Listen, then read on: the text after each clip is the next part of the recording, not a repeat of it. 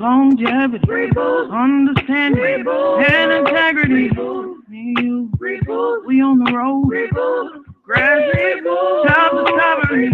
Got a lot to learn in this life, and I'm excited. Gonna do it with my people like mine.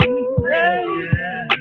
What you gonna reboot when you need reboot? What you gonna reboot? A reboot. Good afternoon. Good afternoon. Good afternoon. I want to welcome you and everybody that is coming to the Lion's Den to this edition of reBOOT. Yes, this is another Friday, another fabulous Fresh Start Friday, and we're starting this weekend right. And my young millennials are here with me today to take us on to the next level. I want to say good afternoon to Lena, Will, and come on, Shelly Welly. Good afternoon to both of you. Good afternoon. How's everybody doing today? I'm doing good. How about you, Shelly?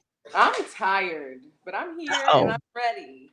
I have a pretty busy week, but let's get into it. Cool. Man. Let's rock and roll. Come on, Lena, take it away. Well, I'm not sure if anybody else realized this, but today is actually our 10th podcast, our 10th reBOOT podcast. So let's give it up for all of us and everybody who's been in attendance and been getting with us. We're very excited. I hear it. Number 10. Number 10, y'all. Number 10. Number 10. So exciting. Awesome. It's our first little anniversary, kinda. Yeah. And it feels good. I feel like we've chatted through so much. I've already taken away so many lessons from just these 10 episodes. Oh, do you have a favorite moment so far? Yes, actually I do. I have a couple. I think that my most favorite and the one that sticks with me the most is the episode where we talked about relationships, Lena, and knowing that there are people unlike me, but like Lena, who refuse to delete their history. Because I ask everybody that now. I literally ask everybody that now. Like, we'll just be sitting down and be like, oh, hey, how are you? Nice to meet you. So do you delete pictures after you break up with your boyfriend? Because I just need to know. Just inquiring minds. Don't delete it. Don't delete it. Oh, okay. But that's what I mean. That's a big part of this podcast for me, is that you guys teach me that there are so many people that are so much like you and so much unlike you at the same time, and we're all valuable. I love that. So what's yours? Do you have a favorite? My favorite is probably AG talking about you see in all the different parts of the guys at church when they're shouting and they do it too much.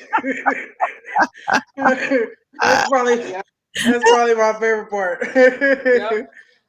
That is a good one too. I mean, we've had so many great moments. I want to read about some. If anybody wants to post in the chat as we're going, what you guys have taken away.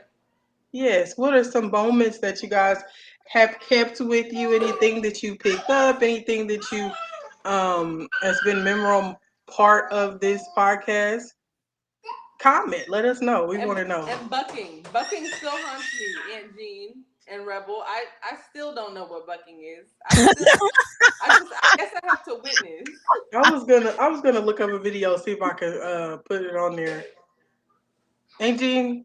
Do you have a favorite moment? You know what? I think that every show has given me something that is so great. I think that throuple, I'm with Rebel on that, because that you guys, the millennials, took us to a whole nother level with throuple and educated us. And I have to say, I was just blown away with throuple. That was my jaw dropping. This conversation is really something. and that's probably my most memorable. Now, turn that thing around is awesome. We've got the viewers now coming in looking for turn that thing around. You forgot to do turn that thing around, and then of course y'all torture me with turn that thing around because I'm not too good at turning it around. But Shelly, I'm telling you, you and Shelly and your ability to turn that thing around, you guys just leave me in total amazement every time. Every time, I'm really serious. You guys just leave me with my mouth hanging open every. I really have enjoyed Turn That Thing Around. I avidly try not to like check the note. Like when I'm reading the notes, I like stop before I get to that section because I'm like, it's way better when I don't know what the questions are. It's way better when I have no idea what's coming and I'm just off the dome. Yeah, it's good. It's good. Yeah, I love it too. Well, I think that this has been a really good podcast for me, and I've enjoyed the time with y'all. But I was thinking today we could each give a way to reboot in our own personal lives. So if we could just go through some, you give me your ideas of what you guys use or do to actually evoke a reboot in your own lives or in different situations. For sure. That's important. I think it's a perfect topic for number 10 because it's kind of a culmination of everything that we've brought together. Yeah. Yes. But let's get into it. I like that topic. You wanna lead the way? Okay. My first one, one way that I reboot different like stuff if I need a reboot in a day or something is I usually use laughter. Laughter is like a reboot for me. If I'm not feeling so happy or excited or whatever, I might put on some jokes or a comedy show or something, like one of my favorite comedians. And then I'll start to kind of laugh and I'll get in a better mood and it reboots me. No, for real, because I feel like when you laugh, it almost changes like your mindset, your whole balance inside. Because I can be angry and see like a really funny meme on Facebook, and then I'll be like, all right, now you got that laugh out, you need to chill. That wasn't what you're mad about. It's not that intense. We can think about it another way. So I think I'm right there with you. That's a really good one. Who's one of your favorite comedians?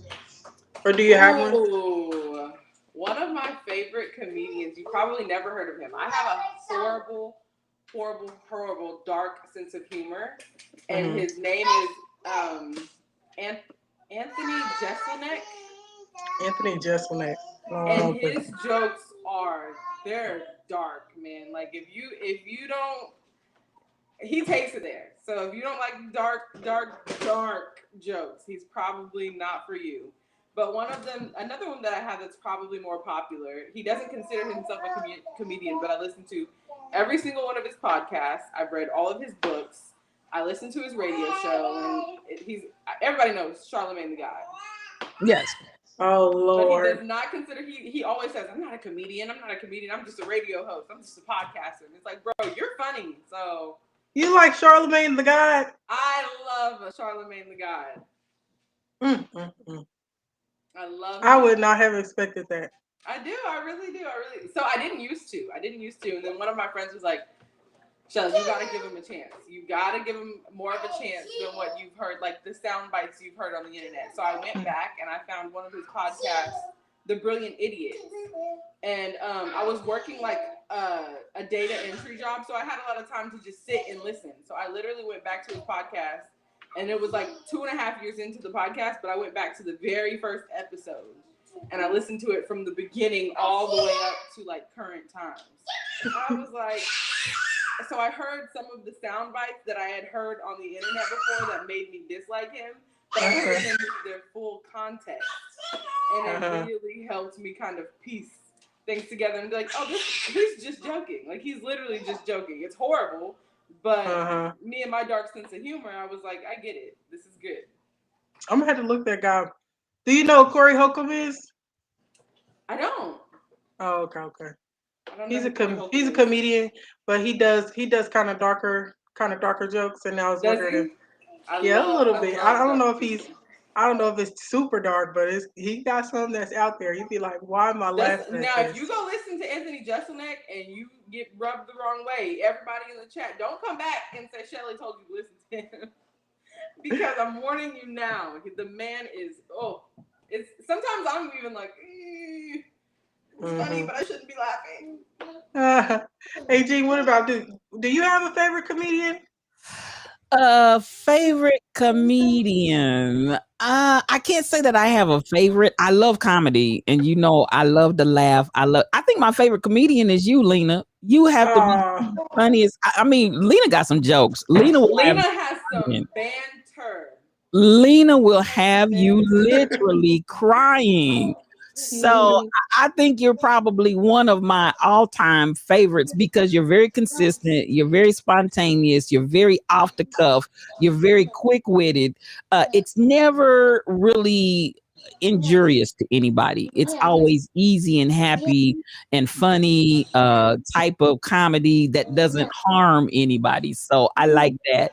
But at the end of the day, I gotta say, if I was really going to say, I don't laugh at everybody. Like other people will find folks funny and they will be cracking up. And I'm just like, I get the joke, but it's not funny to me. And it's like, yeah, this is my hands praising God. Anyway, Lord. I'm addicted to grease. I never live it down. See, I'm the opposite. I can't. I'm good for a dad joke. I'm good for a little witty pun. I'm telling you, I'm gonna chuckle. I'm gonna chuckle at just about anything. Yeah, I will laugh at it. It can be I start to say stupid comedy to a certain degree. For me, when you show me that your brain is thinking outside the box. Thank you for hosting the stream, Michelle. I appreciate you. Everybody else that's out there, and thank you so much. But at the end of the day, I want to see that your brain put a little bit of process into coming up with that funny, that there's really, some brain cells behind that.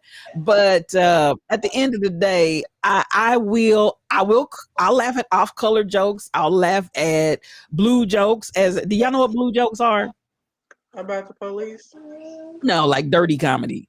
So like Red Fox. I didn't know it had a name. Red Fox would have been considered to do like blue comedy or something like that. Richard Pryor was definitely blue. So those kinds of jokes, and definitely some of those can really be funny, even though oh my God. But listen, I'm one of those. I'm like, we are full people, body, mind, soul, spirit. And I think that when you get into really some of the sexual jokes are just really slap your chest, slap your leg funny. It really, really is. So some people are like, oh, I can't laugh at that. That's not godly. Baby, I'll be cracking up. I just Mom's Mabley, exactly. Mom's Mabley, she'll be tearing it up. So I like that kind of comedy and humor, even though some people don't, because at the end of the day, it's still a tremendous amount of creativity. I just that's me. But like the newer comedians, I don't know that I really have anybody that consistently makes me tickled. Like the kings and queens of comedy, they didn't take me over the edge. Now, not to take away from them. I see your face. I see your face. It just necessarily wasn't what took me over the edge as far as, oh my God, that was so. Now, the Wayans brothers, they are funny. Those jokers are funny. They really, really all are. of them. David Allen Greer, I mean, some of that stuff they did. Kim, they're funny. That whole family is funny. So it's amazing. You're on okay. Sorry, I realized my mic was muted. Marlon has a sitcom on Netflix, and it's pretty good. What about you, Lena? Who's your favorites? That's hard. That's a hard question because there's so many good comedians, but it's probably gonna be Cat. It's the right. I love Cat Williams. I love Kevin Hart. I love all of the ones like of this. It's hard. I'm drawing a blank, but it's just like but that whole crew. Comedy icon. That's a good one. Yeah, he is. He is. And Mike Epps, I just love. I like goofy comedians. I like comedians that use their whole body and not just words. But I like a lot of different comedians. I really do. Bernie Mac, someone BTD Mom said Bernie Mac. That's a great one. He See, was. But He was. one thing I will so, say about now, so Lena, do you said the entertainer I and love Cedric. you love Cedric and you love mustache and teeth? I can't think his name. Steve Harvey. Yeah. I love Cedric the Entertainer. He's so funny. I really do.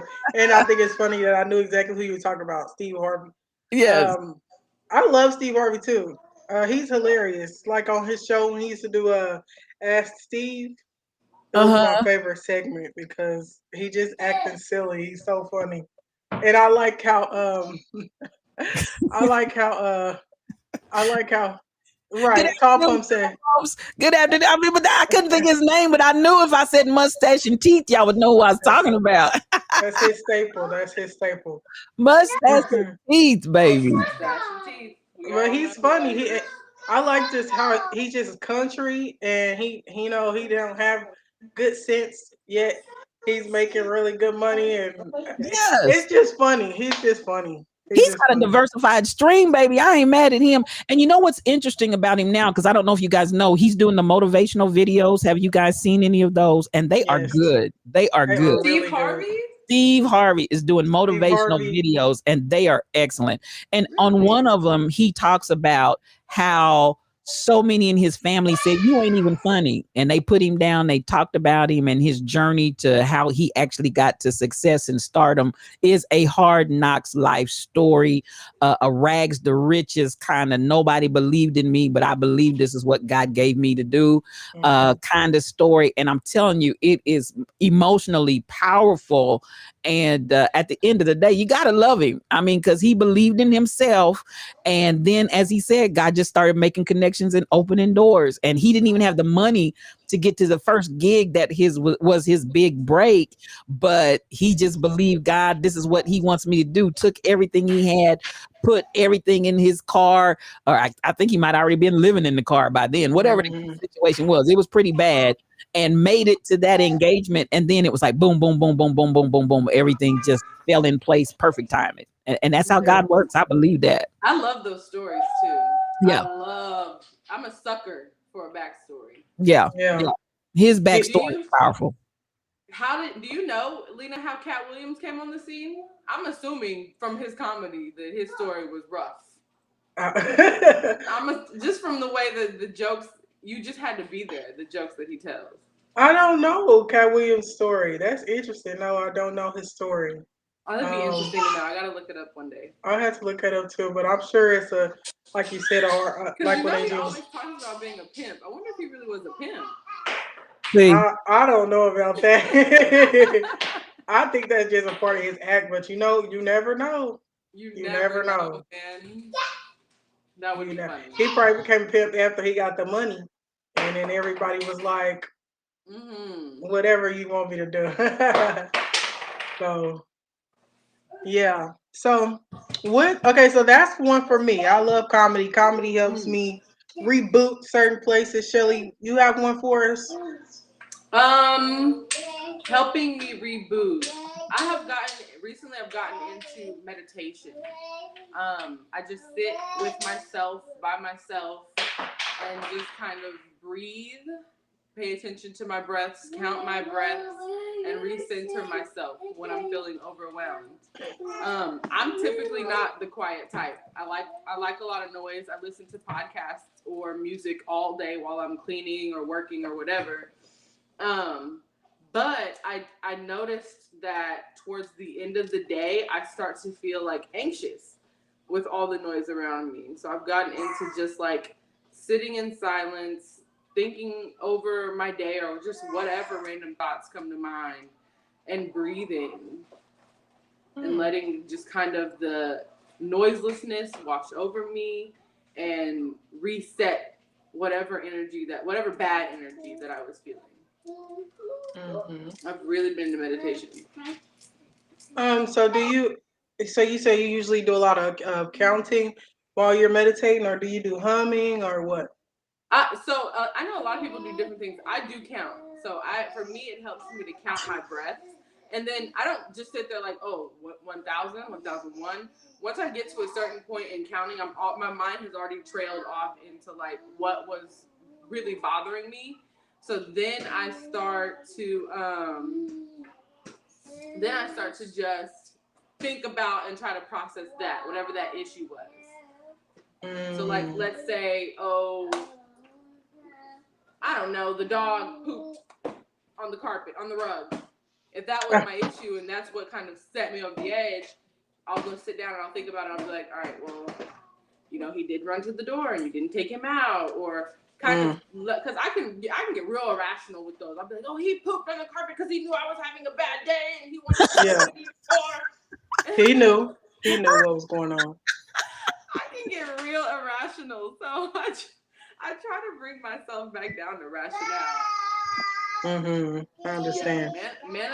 Not manifesting. Meditation has been really, really powerful for me. How did you get into it? Therapy. My therapist pointed out that she thought that I had a bit of anxiety. And I was like, okay, well, what do I do about it? And she's like, I want you to try meditating. And this was probably like 2.5 years ago that she pointed it out. And I didn't do it at first. Mommy. And some people, they need to just let it out and just. Yeah, but I didn't follow her direction at first. When she first said try meditation, I was just like, sure, yeah, you got it, Joy. I'm gonna do that. And I didn't do it. And I didn't do it for like a year. And every time I would come to her and I would tell her, because you can't lie to your therapist. I'd be like, this happened and it led to this, and I'd be like reeling over whatever made me angry that week, and I'm still reeling over it a week later, and she'd be like, yeah, but did you try to meditate through it?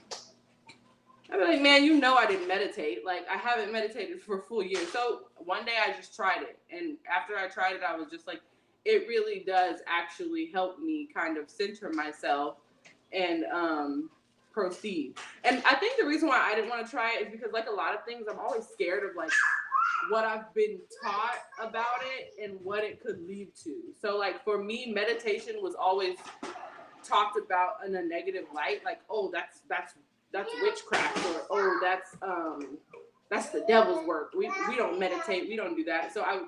Which is the reason why I didn't do it at first, because I'm like, what am I meditating for? I've only seen like, you see in the movies where people are like, oh, I'm meditating, and they start floating in the air, and it becomes a whole spiritual thing. And so that's why I was scared of it. But I got into it. I got into it. I think it's a lot like prayer. It is. It really is. And I know some people who pray while they meditate. Yeah. I know some people who do. I have, I try not to, because I feel like my prayers are really energetic. So I try not to pray and meditate, because it takes me there. Because when I pray, I'm like having a whole conversation with God. I know, like, it's deep. It's deep. So I try not to pray and meditate. Rebel said, "Mother be tearing." Right. Listen, me and God. It goes forward. Goes forward. That's funny. That's dope. For sure. Meditation. I try meditation here and there. I like it. Like sometimes if have had like a if I'm having an anxious moment, or if I've gotten upset and I for some reason can't move on, or something is just going over and over and over in my mind, then I'll sit there and I'll try to do like a meditation video or something, or a guided meditation, so that I can like bring myself back to a calm center. So I love that. And that's exactly what Tall Pump said. Intentional centering. That's the idea. Intentional centering, and prayer is likewise. So that ability to come back into that intentional centering to like you said, Shelly, I think we all, and I love you for being transparent about that as far as being able to identify. There are times when in whatever space and time I'm in, I can be irrational, but this is what I do to bring myself back. And then even to share to all of us the ability to understand there is no new age negativity, witchcraft, all of that stuff that many of us have been taught from the church as a very negative. It's like, you ain't got to go there. You really don't have to go there. So thank you for sharing. Hi, somebody wants to get on the podcast today. Hi, Langston. Langston said, I'm here, y'all. I'm here. So cute.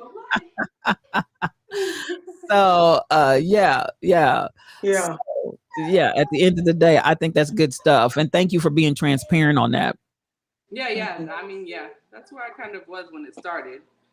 When it started, I was out of it. I was not with it. I'm like, no, she want me to do some other stuff. I might have to stop seeing her. Yeah. Why do we run from people that are actually helping us and making us look at real stuff? Why do we run from that? I need a Christian therapist. Yeah, I did say that.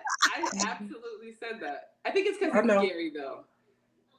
It's scary to have that realization that what you have been doing may not be working. But in that growth, I mean, now to me, that experience of and maybe experimenting with it is still like, oh my goodness, because I feel like this. I believe that God's not gonna, if you really are about God, he's not just going to leave you out there flapping in the wind. He'll recenter you or re-anchor you some kind of way. So it's like, let loose, stop putting on the brakes and just go out there and let it do what it do. And if it's not for you, it's not for you. And if it's okay, you just grew. So I find it interesting that a lot of times we'll put the brakes on even when when you started the element of doing the meditation, did you feel better after you meditated?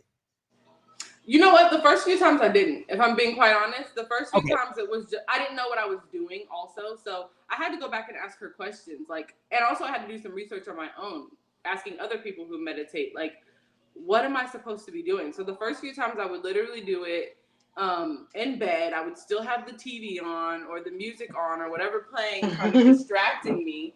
So I would be sitting there with my eyes closed or whatever, laying down, but I'm singing along to the song or I'm listening to the show and I'm not really thinking about what the problems are. So the first few times I'm like, oh, this doesn't work.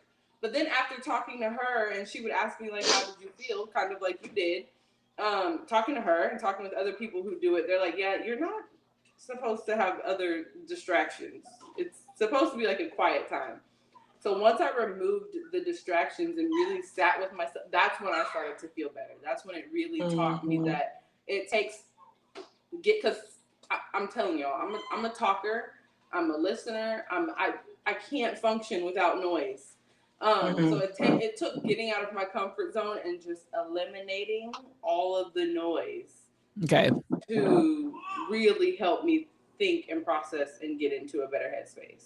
That's good. And thank you for sharing. And twofold for asking, not just to kind of pull it out of you and see, but I actually have a young millennial male who contacted me and he's like, I have been his pastor down through the years and he's a family member. And so he said, I've been trying to do this meditation thing, but I just can't get into it. I don't understand what I'm trying to do. And da. So just the same thing that you expressed is the same thing, the same types of things that he was saying. And I think sometimes people hear meditate and we throw that term around like people know what that's going to mean. And they really don't have an idea how to approach it or what to do or anything. So and I know everybody's experiences are different, but I think sometimes there are people out there, particularly of the millennials. Do you feel like more millennials are going for meditation versus old school prayer? I think I have seen a lot of people meditating, but I can't for sure say whether they're eliminating prayer. Like I still do pray. I just have to do the two things separately, because when I pray, look, me and God, we're connecting, and I get into it, and I sometimes speak out loud during my prayers. So it doesn't work for me to do them together, because I know I need the silence to be able to properly center myself during a meditation.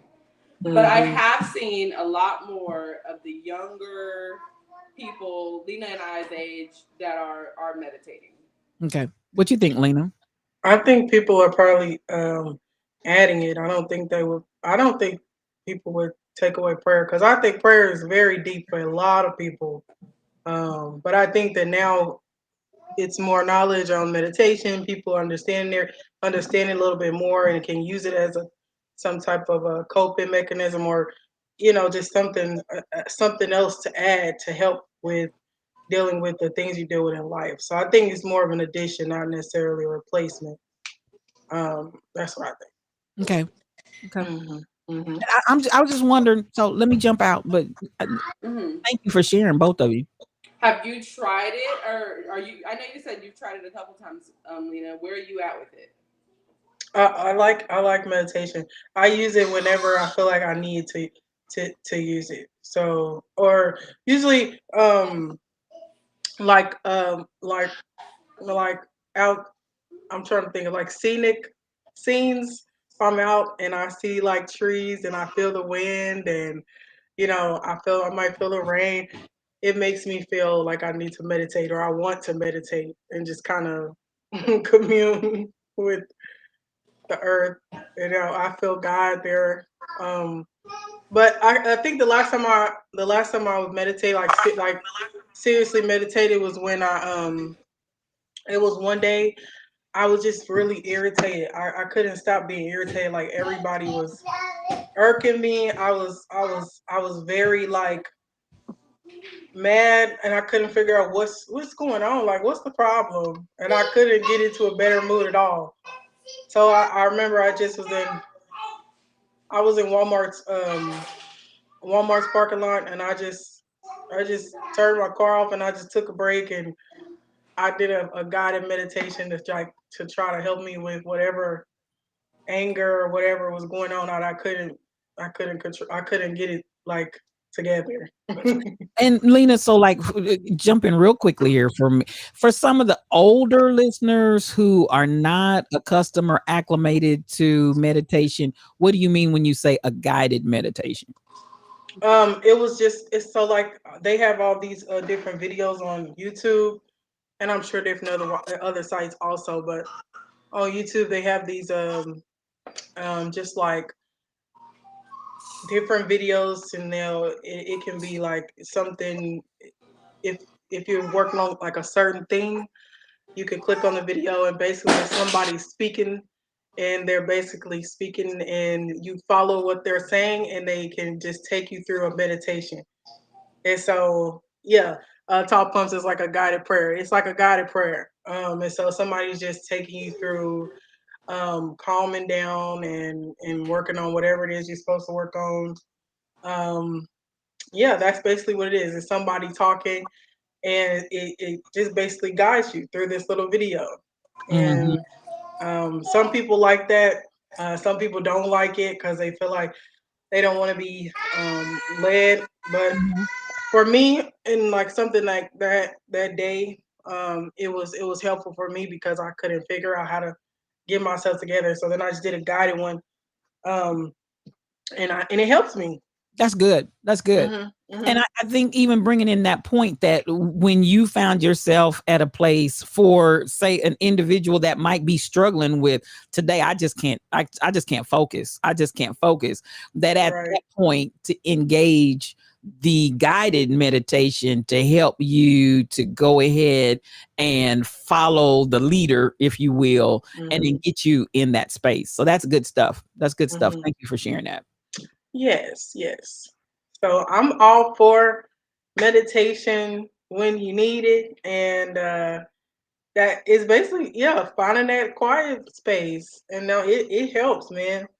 I'm also somebody who really likes noise, and like I go to sleep I used to all the time, but the TV's on. You know, I like noise also. It calms me.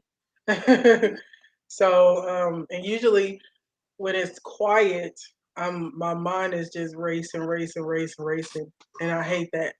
But now, you know, I'm a little different now because I like quiet too, but I also prefer noise though. Interesting. Mhm. Yeah.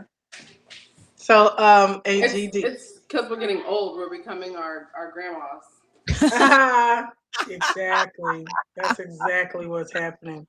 Uh, That is called the circle of life, baby. so funny. Turn that TV down. Grandma said Right. she's only on 10. Like, it's not allowed. Right. And it's even worse because it's just me here, and I'm like, turn that TV down. Like, okay, you had it up. Why Then are you get you? mad at yourself, like, where's the remote? Like, Oh my God. Exactly. It's crazy, man. It's crazy out here.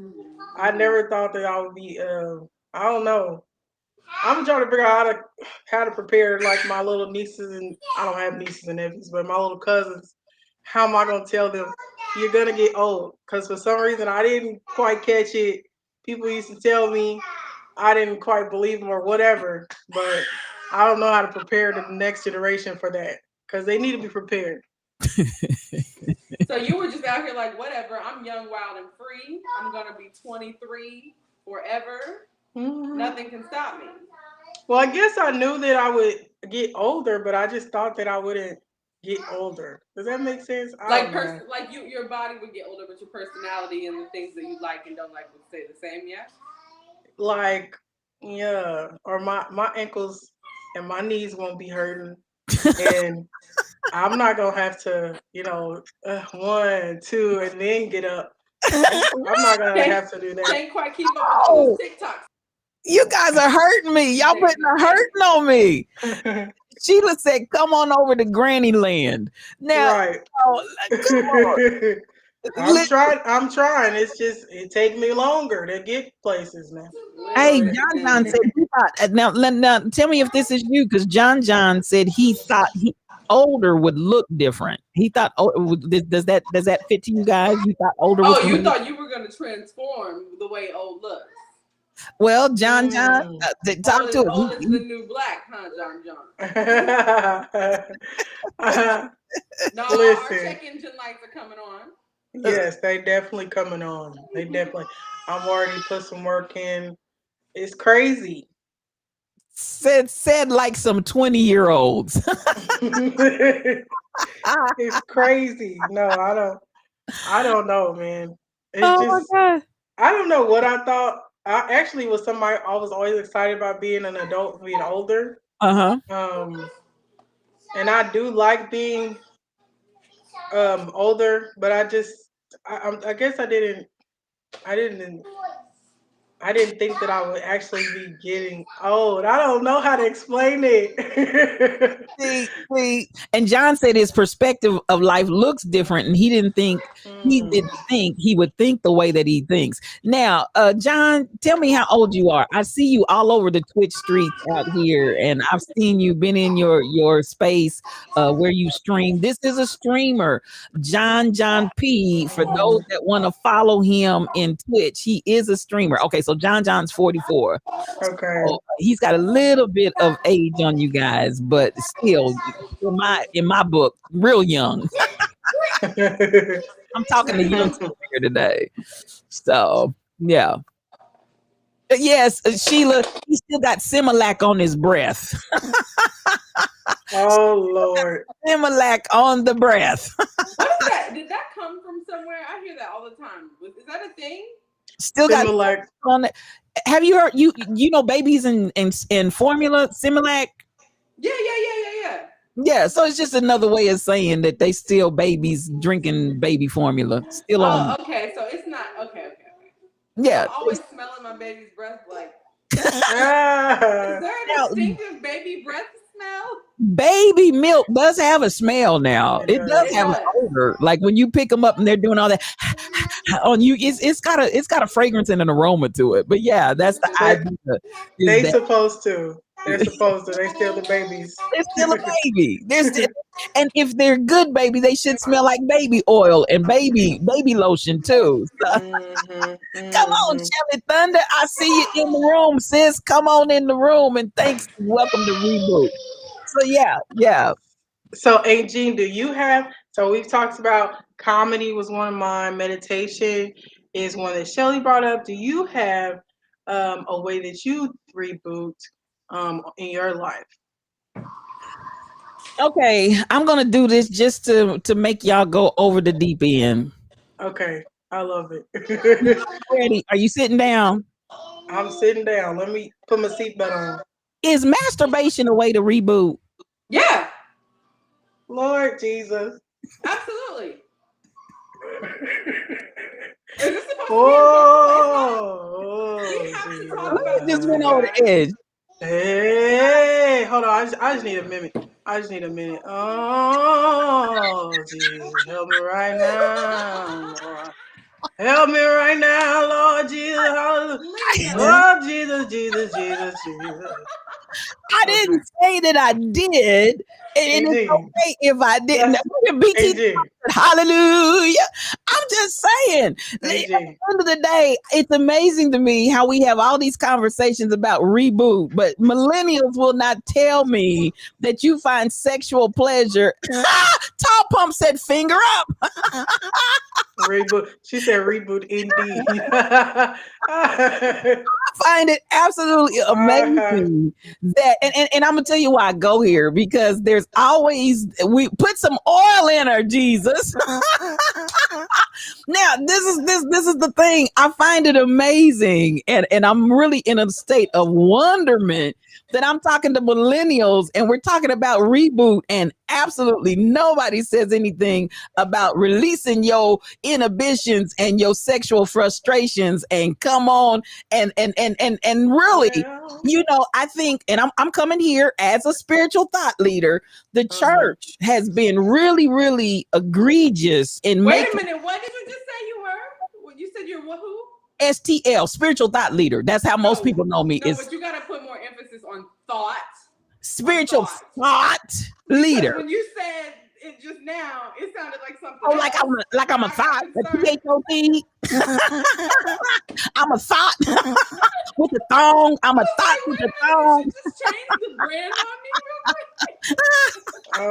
real quick. Reboot. I'm amazed that people are always intimidated to talk about sexual pleasure as a means of rebooting. And that's all. Let's go there. Let's go there. I think that's real. I fully. Everybody's like, come on, you first. I'll lead the train. Please lead the train. Fully believe in releasing you can't have built up tensions. So whether you have a partner or whether you're releasing yourself, you got to get that energy. You got to get that energy. And when I say get that energy and not give it up, is because that orgasms are a whole body experience. And I feel like we truly need, as we become adults, obviously, we truly need those type of endorphins and those type of hormones to be able to thrive. And not to mention, it's fun. Like you're connecting with yourself. You're able to find different ways that you like to be pleased, that you can teach somebody or show somebody else, and sexual healing. Okay. Well, I want sexual healing. That's a great way to what's wrong, Lena? I'm just never ready. That's the issue. I'm never ready for 18 ever. That's funny. I love it. Are we all? What are we? Are we all manual? What do we do when we go there? Are we manual? Do we have? Okay, so we're going here. Where are you at, Lena? I got a few toys. You know what I'm saying? I have a Don't few say toys. 18. I can 10 years. Guaranteed. 10 years.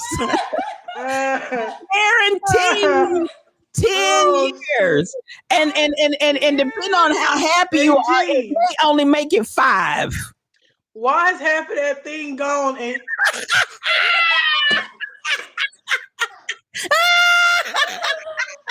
I mean, you putting in work. You putting in work. I can't do it. Mel said in the comments that she has a toy chest. Can you link me that chest, Mel? Because I just keep mine in a shoebox. Listen. Not that you listen. Exactly, Tall Pumps. We all seen it, and I think that this is really your reboot. This is really what you use to Reboot. Reboot. Now, I can't tell off on her. One of my dear friends says, "Don't ever reach between my mattresses because you're gonna scare yourself." Oh Lord, see. That's funny. I just feel like I want us, even in our balance and wholesomeness. Now, this wouldn't be a conversation that we would have had. My generation ahead of me would not have had this conversation with me because almost like sex is taboo. And I think that in this millennial age, you all don't have that same old antiquated idea about sex. Would you agree with that? And particularly as it relates to women and or men being able to find a sexual release and tension release from sexual expression. Would you agree with that? Yeah, I agree with that. I think that is beautiful. I think that I'm happy for where we've come from, and I'm glad that a lot of people are able to explore themselves and be sexual, because when you think about some of this stuff that some of the women are dealing with, and in different countries and stuff, I'm just like, it's crazy. It's crazy. And even still, till I think that we have a long way to go still. But I'm glad that people are more open now and can talk about it. That's what I think. I think that's the only way we can get healthy with it, because as long as it is something that we make it like, don't say, don't talk, touch not, see not, whatever, I think it just drives people to a whole lot of places, dark places, particularly, that are not healthy. That's my opinion. And I'm gonna say this, and then Shelly, you tell me yours. Sheila said her father was scandalized because she said she'd get a toy and plenty of batteries before she put up with a bad partner. What y'all think about that? I agree. And he was probably scandalized. I don't know why you would be scandalized. You would rather your daughter put up with someone who's not serving her than for her to just be off in the cut with a couple battery operated robots that are doing the thing. I feel like that's where most people's heads should be. I'd rather have my pleasure on my own. Do you think people get frightened from the older generations? Like, then that means you're not going to need me anymore. Like there's some kind of negative backlash, fallout that's going to happen from, I don't know, because I'm not from that older age, even though I do know that's the way I was raised. We didn't talk about sex in the systems of church and family that I came from. It wasn't a conversation that we had, especially openly. Now, you get with your like you guys talking to each other amongst your age, we're going to have conversation, but we didn't have that between the generations. And so that's missing. Did you all find that missing for you generationally, or was sex something that with your family and family members, mothers, that you actually, or siblings, that you actually had open conversation about? I don't think it was.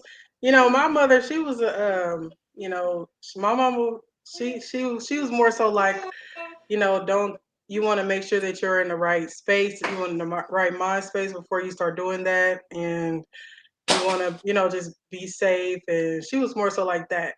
So we didn't necessarily talk about it when I was younger, but now that I'm older, where she's pretty open about it. So I think that it's difficult for a lot of mothers to talk to their daughters about. Have y'all seen Bridgerton?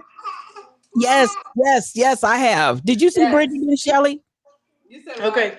Yes, I've seen Bridgerton. Yes. So remember when she was upset with her mom because her mom didn't tell her what sex was and she wasn't prepared, and here she is thinking she might get pregnant, and the man is Withdraw every time he she's got a chance. right, and she's like, how do you have, she has to go to the maid and is like, how does this even work?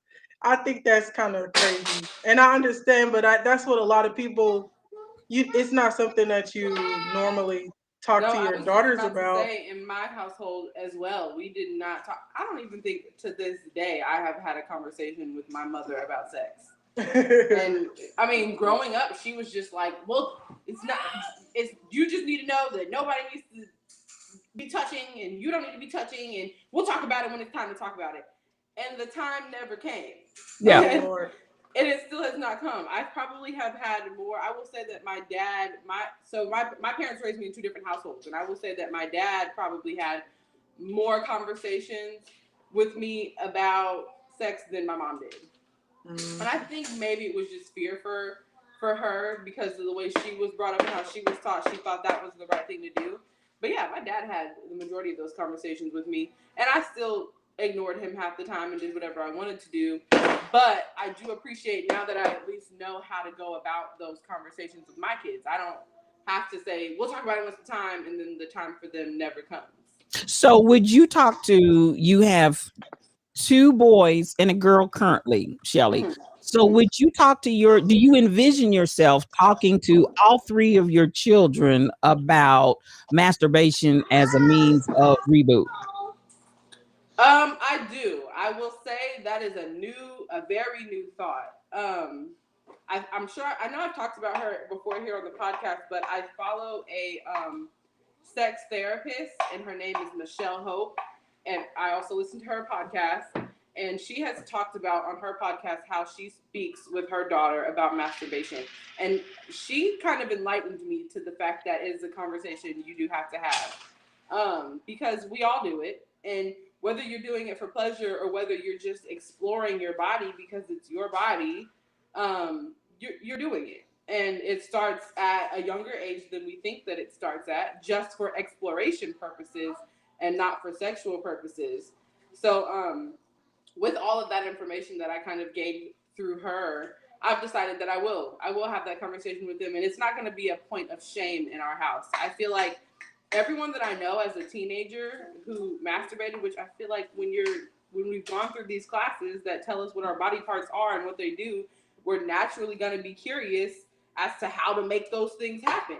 Yes. So then I talk to people who are now adults, but obviously were teenagers before, about like, oh, okay, like, was it something that was allowed in your house? And almost everyone that I speak to, they're like, oh no, I was caught. Like, my mom caught me and I got in trouble. And it's like, but why? If you're in your personal space, in your bedroom or wherever you are, why should you be getting in trouble for this? For exploring yourself and showing yourself what pleasure is. Just imagine if your first sexual experience was with another person and you didn't know. I mean, you don't know what it is or what it feels like. How are you supposed to know that this is even something that you want to keep doing? Yeah. I have a friend who got caught, as you put it, Shelly, and got beaten for it, as we would call, and still at 50 something, she still has hangups. She really has issues on the point of masturbation, which is really, really very interesting to me. Lena, John said from conversations that he's had with women, sex and masturbation is different for men and women, referring to their state of mind. Would you agree with that? I'm the older I get,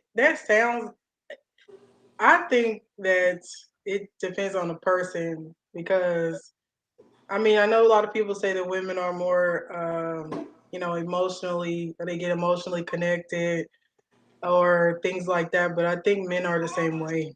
So and that's just kind of stuff that the older I get, the more I start to believe that. Um, referring to the state of mind, I think that I think it's gonna be kind of the same. It might come off different, or we might act differently, but I think that it's gonna carry the same weight for both parties. That's just me. The more that I get older and see different things, yeah. Shelly, do you think it's different? I'm sorry, go ahead. I think that women have been taught that it should be different. And it's just about kind of removing yourself from that thought. I think that we were taught that you should have some type of emotional connection with someone before you have sex, and or even just yourself. Like, you shouldn't be touching yourself because what else are you getting from it? Well, I'm having pleasure. I'm having an orgasm. So I feel like that's enough for me to just have good feelings within myself, by myself. But we were largely taught, don't do that because you don't need that pleasure unless you have that emotional connection and you feel the butterflies in your stomach and whatever else. So I think a lot of women think that they have to have an emotional connection before they have sex, and you really don't. I'm more so me, the type of person that I am. Mm-hmm. I have an emotional connection. It never fails. I went through a thought phase, you know what I'm saying, when I was younger. Mm-hmm. And it was rough for me because I couldn't just be with somebody and that was it. Love you and let you go. No, every person I was with, I was like, you know what? How can I make this work? Because I love this man. I was just I didn't love him, but I had an emotional connection instantaneously. So my thought phase was rough. But I put it on him, make him wanna marry me. That's what that reminded me. Baby, the dick was thick. Okay. The dick was thick. It was rough. It was that rough is what that reminded me of. But I do think that women are emotional. That's it's just it is how it is. But I think one reason said I was dickmatized. It really wasn't that though. It really wasn't that. It was basically just take a hookup for what it was. Just a good night. We both got some good feelings from it, and I don't need to. We could even still be friends, but I don't need to explore what this could be romantically. I should have prepared myself for the thought phase because I was like, I don't know what it was. Just it's like I had that emotional connection. But I think, do you think that was socialized? Do you think that was socialization? And I'm not trying to put words into your mouth. I'm just trying to explore here and see what it is. Socialized, because I was expected to feel that way because I'm a woman. Is that what you're saying? I mean, yeah. So, like, in the realm of your upbringing, was it just kind of like an expectation if you are involved anyway physically with somebody, there's going to be an emotional attachment here, or there's expected to be an emotional attachment, such that that's your expectation. It's like, I'm here in this scenario, but I'm not just here without emotions coming to the table. I'm coming and I'm bringing my emotions and everything. And you said you were instantly in love. Now, so like before you guys got busy, did you have a sense of feeling like we're an item, we're serious, or there's something more here? Is that what you were feeling before? Or did all that transformation happen once you got the delivery, once the package came through the mail? Is that when you said, listen, I receive ye all of it, and good evening, I see you, Lady Day 701. One reason I see you out there. Good evening. I appreciate you guys checking in. So then my question is, did you already, before the physical, what did Jada say, entanglement, did you feel like before the entanglement that y'all were cool, and then after the entanglement it's just like, I can't leave this? No, I was under the impression that I was going to be sowing my royal oats. Okay. I was gonna have a good time. I was about to do this because, I didn't want to be like stuck on one guy or whatever. But what was happening was I would meet a guy and we would go there, and then I would just automatically be like, and what's your mama's name? And when can I meet her? Because you wasn't all that, but now you've entered this garden, and so now Yes. I can make this work. I Yes. don't quite like you, but I can make this work. Like it happened every time. Like you. That's why I was like, you know what, this ain't even for me. I can't do it. I commend the women who can do it. I don't have the emotional makeup to do this. I don't. Shelly, she said, "What is your mother's name? Because I don't even like you, but at this point, we gotta make it work. Because I don't think, did I say I fell in love? I might have said that, but I don't think I was in love. You absolutely said that. You did. You did. You did. You did. I just think that I don't know. I just instantly had an emotional connection. It's the reason why I'm not out there like that no more. Like, because I can't deal with it. You can't do it. Okay, I feel you, and I respect that. I mean, I respect you regardless. But I appreciate you sharing that element and aspect in transparency, because I mean, everybody's wired differently. Everybody is wired differently, and what works for one doesn't work for the other. So that kind of, I wanted to pull in Tall Pumps, who said she wanted to know if the ladies view sex as a vehicle for pleasure or procreation.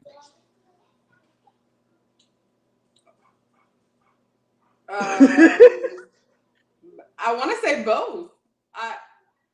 Because obviously it's a vehicle for procreation, but also obviously it's a vehicle for pleasure as well. Like, I'm not doing it if I'm not getting pleasure out of it. I will tell you to quit and get up and get out real quick.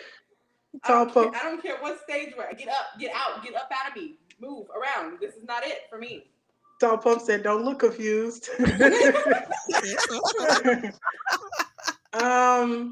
I want to say that I was not. It is what it is. I think that they're for both.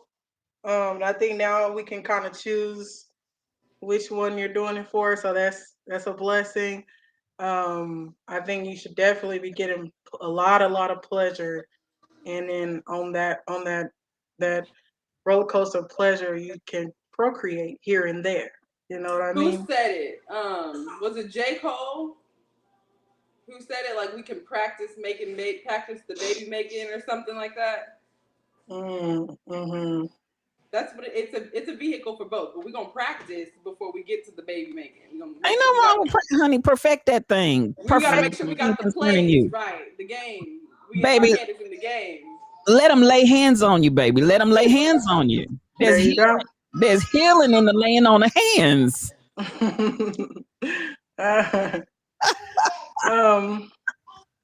Right. That thing, come on, K Best, come on, you the best, come on in here, perfect that thing, perfect it. That's what I'm saying. So practice makes perfect. Now I do want to go here, Lena, because one reason made an observation earlier. So Tall Pumps had a question. I don't think you answered. Did you fall in love before or after you did it? Do you want to answer that? You don't have to. If you want to reserve some of your privacy, that's okay, but it's dependent on whether or not you want to jump out there and respond to that. I'm pretty sure she corrected herself and said it wasn't love, but there were some well-meaning feelings. Oh, okay. It was. Yeah, I don't think it was. I've just created a emotional connection to these guys. That's what sex did for me, and I felt like I was connected. And I was okay with let's pursue the relationship, but there was no relationship. This was, one night stand or whatever. I just couldn't quite understand. I just couldn't quite get that. I don't know. Yeah, I got you. I feel you on that. So, I would say that I had those feelings afterwards after we communed. I got and I feel you on that. There was a connection, a bond that actually connected for you in the experience. I got you. So then one reason says that sometimes what you're expressing in experience, do you feel that that's how some toxic relationships get created, where you fall, where the lust part brings you into another level and you get stuck? Yay or nay, or however you want to respond to that question. I think that I mean, yeah. Some relations start off with sex, and then some relationships start off with just sex, and then it ends up being a really good relationship for people. So I don't think it necessarily has to be lust. But I mean, if no, I don't think it has to necessarily be lust. Mm-hmm.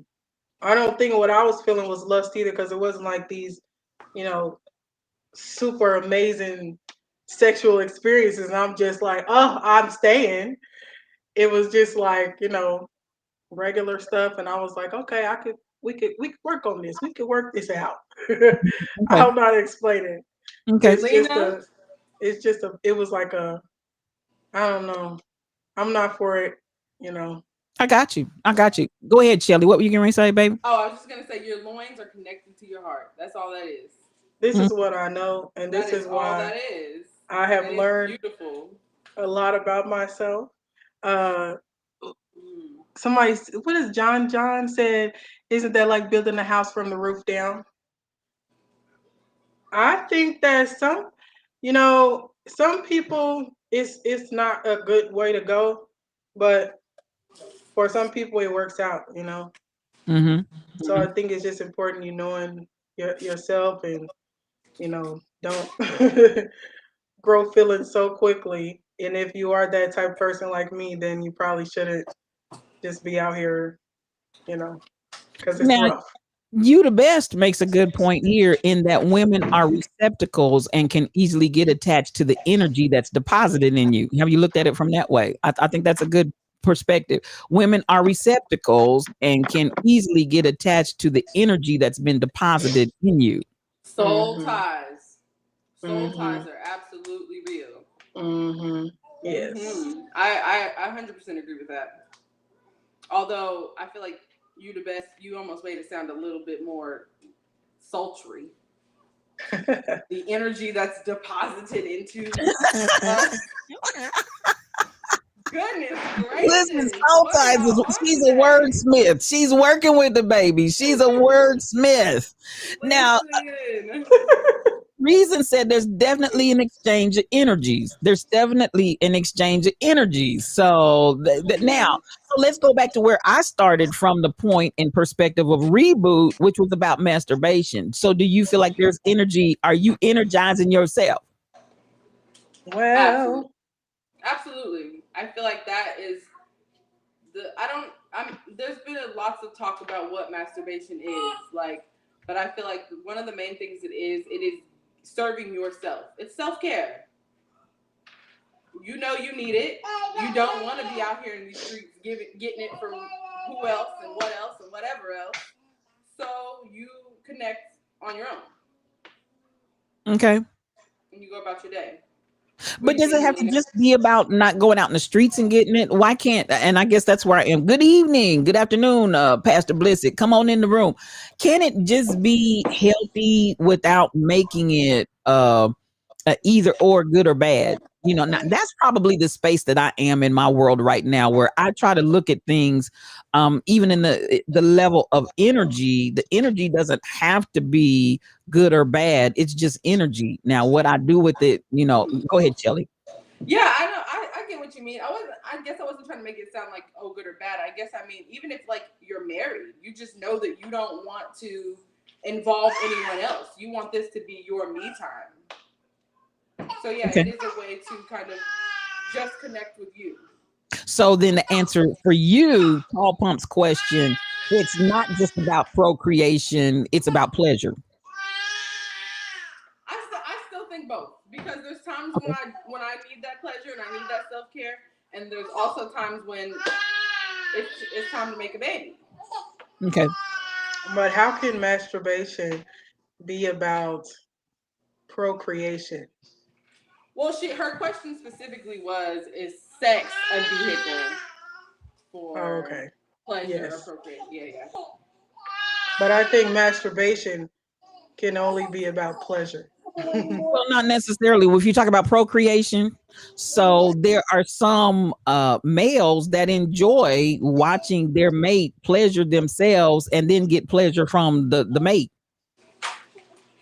So like there are some mates that enjoy watching their partner masturbate and then have relations after that. So it can be utilized in that way.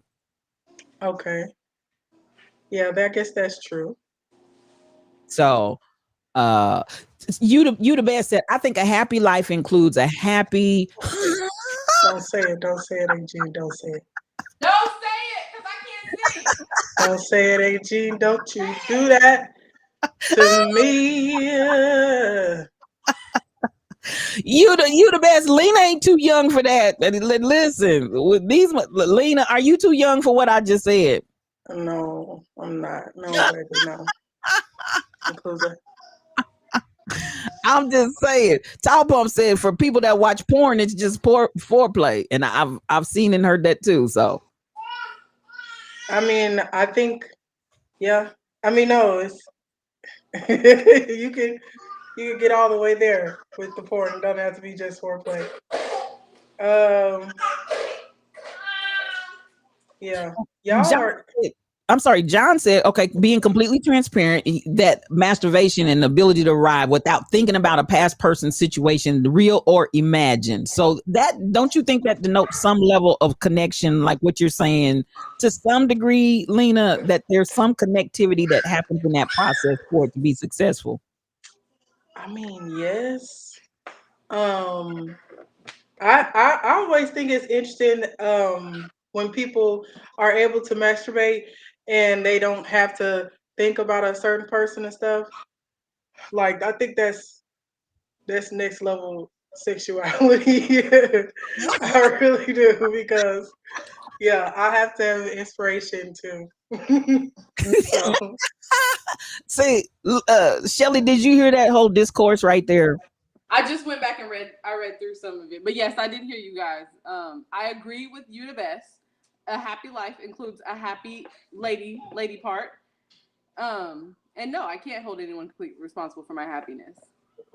So it's me and you, lady part, when it needs to be. But also, you guys were just talking about inspiration for masturbation. I don't know. You the best. I like her. I like you the best too. She's the best. Come on. I agree. I'm with you the best. That was once upon a time me. I feel like these days it's more like I'm in a crunch for time. So I do use outside inspiration because I'm in a crunch for time. But I used to be UDK best, where I'm just like, all right, I'm ready. We're gonna just warm this engine up the old-fashioned way. Get into it. So at the end of the day, and because I know that I'm the one that threw this out here, Lena. I derailed your whole train here, but I just wanted to bring to reality that there is nothing, absolutely nothing wrong with rebooting from a sexual release. And so I didn't want us to go through this whole podcast and stream and have all these conversations about rebooting and how we refocus and recenter and all of that without really, I want us to be realistic, and I want particularly to move away from this whole idea that if we're talking in a spiritual or a church realm or a godly realm, we've got to leave the sexual pleasure out of it, because that's not reality either to me. Yeah, for sure. I appreciate you shedding light on that because I wouldn't have brought it up in this space. Yes, we need that. Everybody, it is sex is very sacred. It That is is. very true. It is. And hopefully everybody feels like they can express themselves and learn themselves and go forth and explore. And it is a part of being okay. And it's nothing wrong with having a sexuality and anything like that. I think not expressing sexuality causes people to be deviant. I really do. I Mm. think not in a healthy way. Not expressing sexuality causes people to be deviant, and that's my opinion. Absolutely, I agree. Okay. I agree. Okay. So we got. Listen, y'all done hit us with some good ones. We did meditation. Laughter. We did laughter. We did meditation. And then what was the one we just talked about? Masturbation. Masturbation. All very important. All very important. What do you guys? Oh, so it's back on me, so I can give another one. Yes. Okay, let me see. Okay, my next one is probably dang, I don't even want to give my next one. I feel like masturbation was kind of next level. Lena, when you said, wait a minute, let me go back and get Tall Pumps put it in words. She said that's next level sexuality. That is. Were you just out here? Have you? No, wait. I didn't mean to bring us back, but have y'all ever heard of that? What is it called? I think it's called like tantrum. Dang, I can't think of it. Basically, it's like people just lay and they imagine. I guess I don't know sexual stuff, and then they can actually have an orgasm from. That is not what that is. Okay, tantrum sex. Pump said yes, tantrum sex. That's what Tall Pump said. Is She that says what it tantrum is? sex. That's what they're doing? I didn't know that was You've been watching it all this time and didn't know that's what it was, Shelly. Tantric sex. Connecting without having sex. And I just feel like that's that's not what they're doing, you guys. It's not. Hold on a second. I'm gonna look it up. I'm getting ready to Google it. Listen, you the best and one reason and everybody's like yes. told you it's tantric sex. Tantric sex. No, that can't be what they're doing, guys.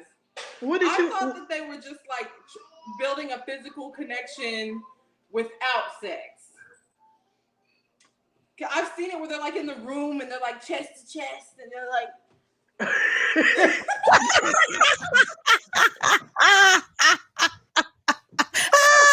It's absolutely amazing. No. And I think that that's next level sexuality. That's what I think. You gotta be with star number one player. But arousing. One reason said arousing through energy. That's correct. Okay, so mental stimulation. Tantric sex is a slow meditative form of sex. So the goal here is sex, where the end goal is not just orgasm, but enjoying the sexual journey and all of the sensations of the body. It aims to move sexual energies throughout your whole entire body for healing, for transformation, and for enlightenment. Now, I just read it. So let me read it one more time, Shelly. Your mouth, you're going to catch the fire. Sex is a slow. I like a man with the slow hand. I like a man with the easy touch. Where you getting this from?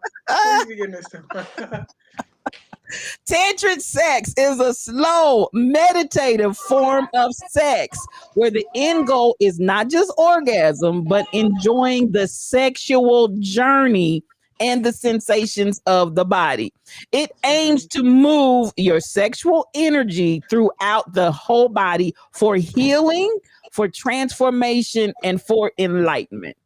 My mind is blown. We blew your mind. There's like, when you see these videos, there's like 50 couples in a room. Y'all having an orgy. This is an orgy. But it's an enlightening orgy. And it's a healing. No, I'm just like I've never experienced it. I don't want to make it seem like I'm making fun of it, but I mean I think it's dope. But it blows my mind. Okay, so Shelly, let's go back through and break it down because this is, I mean, and I'm just gonna keep reading it again because I'm not trying to put anything into it. Because listen, y'all done educated me today. STL got an education today, so I love. This is why I like reBOOT because y'all reboot everything. So it's a slow meditative form of sex where the end goal is not just an orgasm, but enjoying the sexual journey and the sensations of the body. So if you are imagining, I'm not, and now I'm gonna tell you what. because this is a problem that I think a lot of folks have. One wham bam, thank you, ma'am, 2 seconds or less. I know, leave me alone. Don't even look this way. If that 2 seconds. But when you start talking about slowly enjoying the journey, make a journey out of the sexual experience and enjoy all the sensations of the body and the movement of the energy through your body. Now, listen, baby. Now, I'm gonna tell you what. Now that the baby. Now that and that's probably gonna produce some babies and some more. But they're not. They're fully clothed. They have on like yoga pants. What video have you seen, Shelly? Shelly is going through over there. And I'm gonna say, to some extent, you can still retouch when you are able to allow your mind, not the I see body parts, but the mind has the ability to experience the journey. The clothes are irrelevant, Shelly. Do you disagree with that? I'm having a time. I'm having a moment. I don't know now. I never even knew that this is what this was. When I would say that prior to just now, yes, I absolutely disagreed with that. I feel like you gotta be touching. You gotta be touching, like skin on skin, body on body. This is interesting. Oh no, I disagree with that, because I've now see, if I was just a confessing person, I've experienced a full on sexual experience, fully dressed with no clothes off. Well, not one item was missing.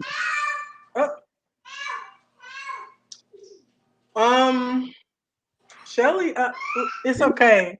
Are you all right over there? One reason you actually don't even need to touch or penetrate.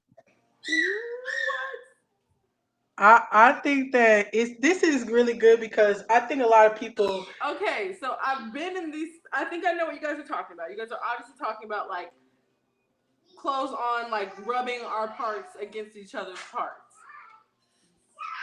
But you don't even have to be rubbing each other's parts. That's what I'm saying. But is that But is that what they're doing? Is that what this has been this whole time, and I just didn't know? Listen. I think it's dope because you don't really understand how disconnected you can be sometimes during sex. Like, two people can be connected physically in the sexual act and be so far from each other. It's crazy. And so something like this, I think, is amazing because it opens up. It seems like it will open up your ability to be connected deeper. That's what I think. So this is not a one night. Shelly can't talk. Shelly is gone. We might need to let this one process a little bit. You're right. Yeah. We do. Yeah. We need to let this one process. This is not something. What I was trying to say was, this is not something you do as like a first date type of thing. This is not like a one night type of. This is like a couple thing. This is for like long-term couples. Why would it have? I mean, I think it could be for anybody. You think? Okay. They might have tantrum meetups and stuff. No, stop it, Lena. No. They might. I'm sure. Okay. I have to. John said it's about a different perception of sex. It can be a one night stand. It can be a one night stand. And then Mel said you could do it by yourself. This is what I've seen. Mm-hmm. And they have people called sex doulas. Have you ever heard of this? Oh, okay. I know what a doula is, but I've never necessarily heard the term sex doula. Yeah, they have these ladies who, or I guess it could be a man, and they're doulas, and they like help people get connected.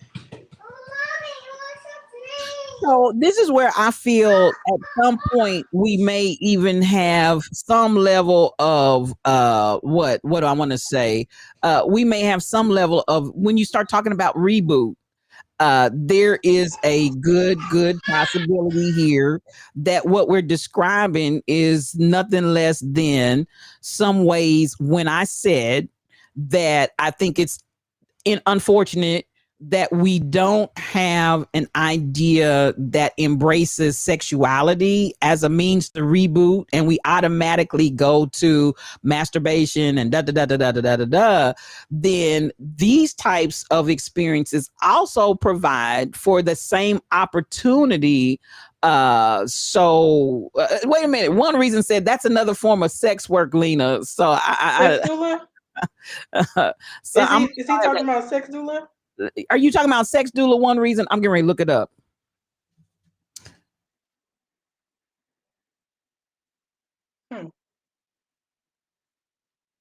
While you're doing it, and they like talk you through how to do it better. Hold on, Shelly, because I had you muted. Go back and say what you said from the beginning. Oh, sorry. I was saying, No. I've heard of sex doulas, but aren't sex doulas kind of like sex therapists where they are they just come in the room with you and they talk you through like how to get to a better, like do it better. Yeah, a sex doula. I'm looking. The first thing that I pulled up here is that they are certified. So I'm going on through this. I don't think they be in the room with you now. Oh, they don't? Oh, okay. I didn't. That's what I thought. I'm still scrolling down through here trying to find it. Listen, these babies are making money. I'm trying to let me see. No, but you don't realize how much y'all listen. It's a lot of people that have a lot of issues with a lot of sexual things, and some people are need help in figuring out how to enjoy sex fully and how to be okay with it. And like you said, it's a lot of shame. Yeah. And all of that surrounds sex, especially with women. And yeah. So it's a lot of stuff, and sometimes you need help kind of try to break through that stuff. Okay. So the definition of the sex doula is a coach or a healing guide, and they guide you and help you heal your sexual experiences. So is that what you got? Is that what you pulled up, Shelly? Yeah, yes. But I guess what's missing, the piece that's missing is, are they coaching you like outside of the bedroom? Are they right? Because a doula in the birth space is right there in your delivery room with you. She's like coaching your partner on how to help you relieve pain, and she's helping you relieve pain as well. And I imagine a sex doula is not in the act with you, but are they in the room with you? I don't think they're in the room with you like during sex. I don't think so, because I don't see how that would work. Because I think I would be too distracted. That would be awkward. Yeah, that'd be and awkward. Put your leg up a little. Yes, there you go. There you go. No, that's not gonna work. John just or they no. do it by Zoom meeting. Yeah, okay. They might. I thought that it was more so like a, what's the issue? Try this, come back, okay. But maybe so. Maybe. Or can we like record a video and send it to you, and then you review the video and give us notes? Because I imagine as a doula, you have to be like, because that's what a doula does. A doula in the birth space, a doula helps you mediate your pain through labor. So I imagine to be a sex doula, you have to see these two people having sex at some point. One reason said I would want them in the room to make sure you're doing it right. LOL. That's funny. I think that's not. I don't think they be in the room. Yeah, truck driver. That's a threesome. I don't think the doula gotta be in the room. Is that because is the doula gonna have on lingerie too, or is that just like I'm confused? It's too much going on. All I know is it's $800 for course number 1. So somebody making some money. Now, She's in the room, Lena. $800. You're not in the room. You need to be in this room at this point. I just paid That's for the course now. That's for the course. That's just one course. The sex doula is a coach for healing. It works as a guide. A sex doula is someone that helps one reconnect with themselves sexually by walking them through elements and styles of healing around their sexual/spiritual growth. So they're putting sexual, spiritual together to regain a sense of newness after a period by feeling disconnected from one's body. A sex doula can work with individuals or couples to help them guide and strengthen their sexual awareness and gain newfound freedoms. A sex doula does not perform any intimate acts with the clients. However, they provide techniques and avenues on how to help facilitate the healing around their sexual energies. Love it. Does that help? Yeah, so they're not necessarily in the room. They just giving you helping. And probably when you think about it, once you do receive the healing or techniques and ways to heal whatever you got going on with your sexuality, you don't need nobody else in the room. About that at that point, you should be able to be a little more free. Okay. So, but that was fun, guys. Y'all are hilarious. That was a lot. Oh, I was gonna say I was just looking at some tantra. I misunderstood when y'all said go beyond the orgasm. I thought that y'all were saying there's more. Like they orgasm and then there's more. But they're not orgasming. They're not in these rooms orgasming. They're just connecting in a different way through tantra. What? You don't think they're orgasming? No, it said no. I just. Now, I don't know that I would say they're not accomplishing an orgasm. I wouldn't say that, Shelly. I don't think I go there. Truck driver said he needs to stop driving the truck and become one of them because they're making good money. They're making good money. They're making good money. I just watched. Well, I didn't watch it, but I'm just like kind of skipping through a video about tantra, and they're saying they're going beyond the orgasm, as in like you don't need an orgasm to have a sexual connection. I think they're saying going beyond. I think they're extending beyond just the mere orgasm. Yeah. That's what I think they're saying. But I'm not saying that it excludes the orgasm. It's just a deeper, real, fuller, deeper. Tantric sex is okay. It's sweeter as the years go by. Y'all don't know nothing about those songs. What John just said. John just said the orgasm is not the goal, period. That's what I'm saying. That's what I think. Yeah. That's what I hope is happening in these rooms. Because at this point, if that's not what's happening, then brothels should be legal. What? Y'all in the room with a bunch of people cuddled up, getting it in with your yoga pants on. Why can't the brothel be legal? A brothel when people be fighting and stuff? Oh wait, is that a brothel? No, I thought a brothel was like a It's a whole house. Yeah. It is? A whole house. Obviously, it's a lot of terms that we don't know, okay? Obviously, I thought a brothel was people, fighting, getting money, and gambling. I don't know. But yes, I can get on board with tantra. I gotta look more. And see, John, I think hits the nail on the head. It's about focusing around the journey, not the destination. Yeah, I'm gonna look up the class and I'll see if I can find a class. Tall pumps, that is true. Brothels are legal in some states, so just like a strip club or some nightclub is legal. This is true. Yes. Okay. Find one, but just don't find one. Don't go to Groupon. Don't go to Groupon for the tantra class. Class on Groupon. I can't get it. I can't get a discount on it. I just feel like the Groupon classes are gonna be something else. They're gonna be like, "Come on in, take your clothes off." Like, no, I don't have to. I do know a little bit. I don't have to take my clothes off. They're gonna be like, "Gotcha."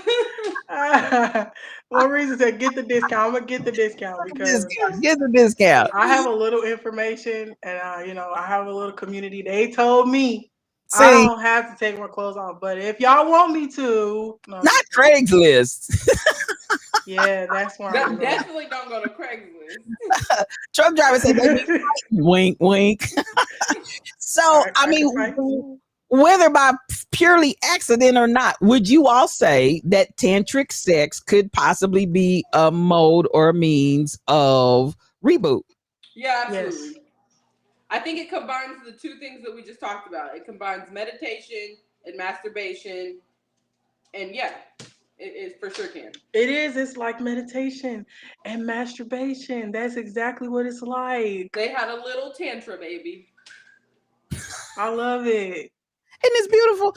Now, y'all learned something here in reBOOT today, because I sure did. Anyway, I'm just saying. Come on, you the best. Write that book. Write that book, baby. Me too. And I want to buy it. Okay, Lena, I'm out. Okay. Another way to reboot, if we're thinking along the same track of like healing and energies and that sort of thing, is therapy. You gotta therapy. You gotta get yourself all the doulas. Get yourself a sex doula. Get yourself a mental doula. Get into therapy. I wholeheartedly believe that everybody has something that they need to talk through. Yeah. Somewhere along this journey of life, you have internalized something that is still affecting you today.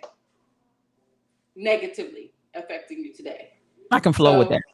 Get in therapy and get it healed. Mm-hmm. Love it. Yes, I think you already know how I feel about therapy. Therapy definitely helped me. I could say it saved my life. I really could say that. So I'm all for therapy. I know it's a little different for everybody. Everybody doesn't, like the idea of going to somebody and paying them and all of that.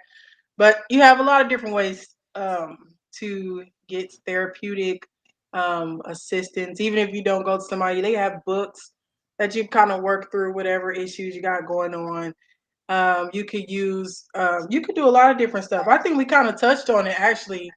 I don't know if it's still going on, and we don't have any sort of like payout, but Talkspace was offering free therapy to Black Americans after the murder of George Floyd and Breonna Taylor, and then the non-arrest of their murderers. Mm-hmm. So I don't know if that's still a thing, but immediately after, Talkspace posted on their forums that they were offering free sessions. And Talkspace is it's an online therapy forum where you can text a therapist or talk to him or her over the phone. But yeah, and they were also offering free therapy during the pandemic as well, which those three things kind of all coincided. So they were offering therapy for people who needed it through the pandemic, and also to Black Americans after the murders of George Floyd and Breonna Taylor. That's dope. That's cool. Yeah, because I don't think we've ever that's been happening a lot in our community for a long time. Yeah. It's not something I think most people are so desensitized to it at this point. So I think that's good because it does affect people, and people you think about, you're growing little Black people and you think about your kids, and it's like it's a lot. So I think it's dope to do that. And it's trauma. Anytime that you're traumatized, and I've been sharing this a lot in recent days, where there is an institute that does actually look at the brain and diagnose all the changes that happen in the brain, literally physiologically in the brain from trauma.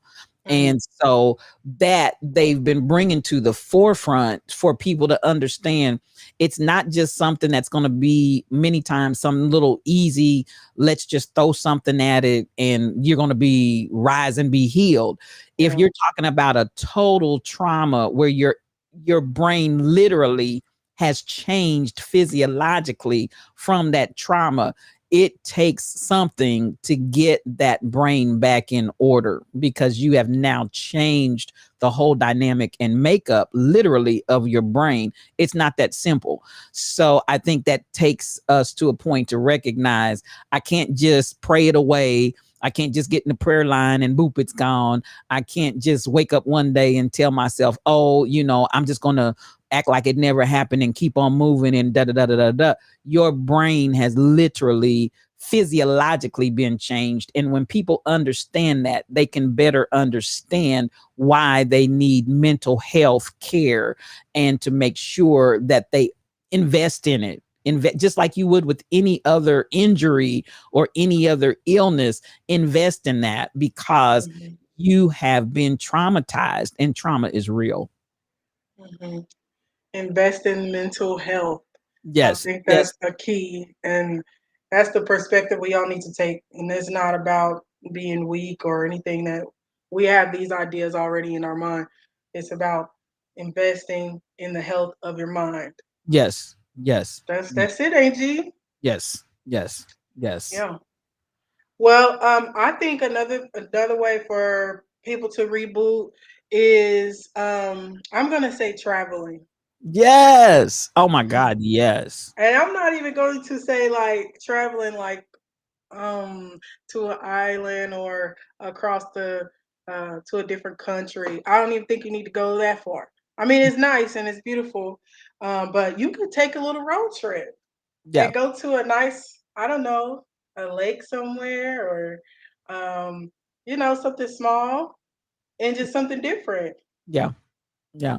I literally every day try to go to someplace different that I haven't been before. And it's all within 50 to 100 miles. I don't think that I've gone actually over 100 miles every day.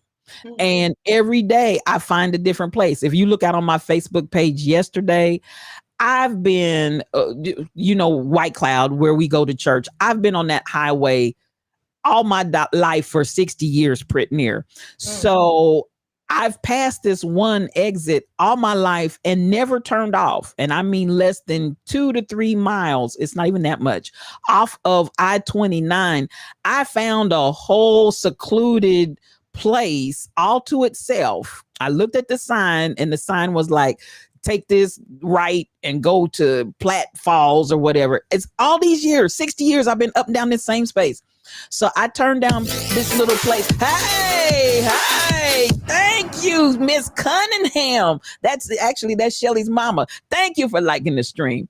So at the end of the day, it's like I've passed this place for over almost 60 years of my life, pulled off the most beautiful place you ever wanted to see.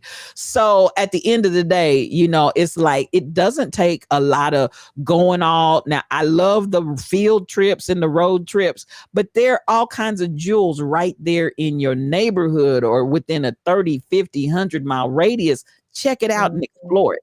It's beautiful. Shelly, I was saying that a way that we can reboot is by traveling.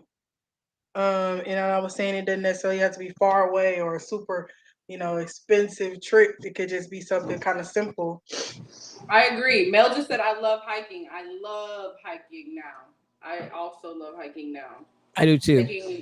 We have a couple trails near my house. And so me and the kids will get out and just go explore. I don't go too far just because I'm scared of bears and like coyotes and stuff. But yeah, getting out, becoming one with nature, or just getting some new scenery around you. Yeah. That's what I'm scared of.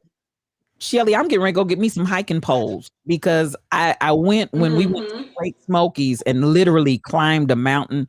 But those hiking poles were so fantastic. And I was like, man, really, you'd be surprised how much it steadies you.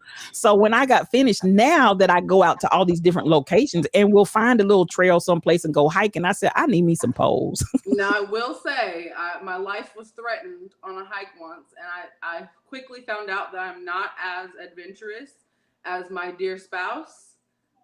We were visiting Big Island in Hawaii, and we wanted to see a black sand beach. Who goes to Big Island and doesn't want to see a black sand beach? Well, we found one that was created from the most recent lava flow. So it was like there was no cell phone connection. We couldn't even use GPS. He literally used a map to get out there, which also, like, how do you use a map? But he used a map to get out there. We get there and I'm looking and I'm like, there's no black sand. They lied.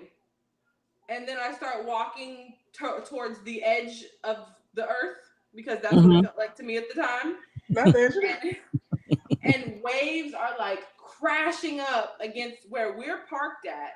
And then as the waves go back, you can like look down and see that there's like this tiny section of beach at least 25 feet below us. That is like covered in water every time the waves crash. So I'm like, okay, I saw it. Uh-huh. I saw it, I'm good. I saw the black sand beach. I don't need to go down there. But of course, he's like, oh no, we came this far. We are putting our feet in black sand. See. And I'm just like, no. I don't need to put my feet in black sand. Hang on, baby. I don't need to put my feet in black sand. I'm not going down there. The waves are literally crashing. I'm like, we're gonna drown.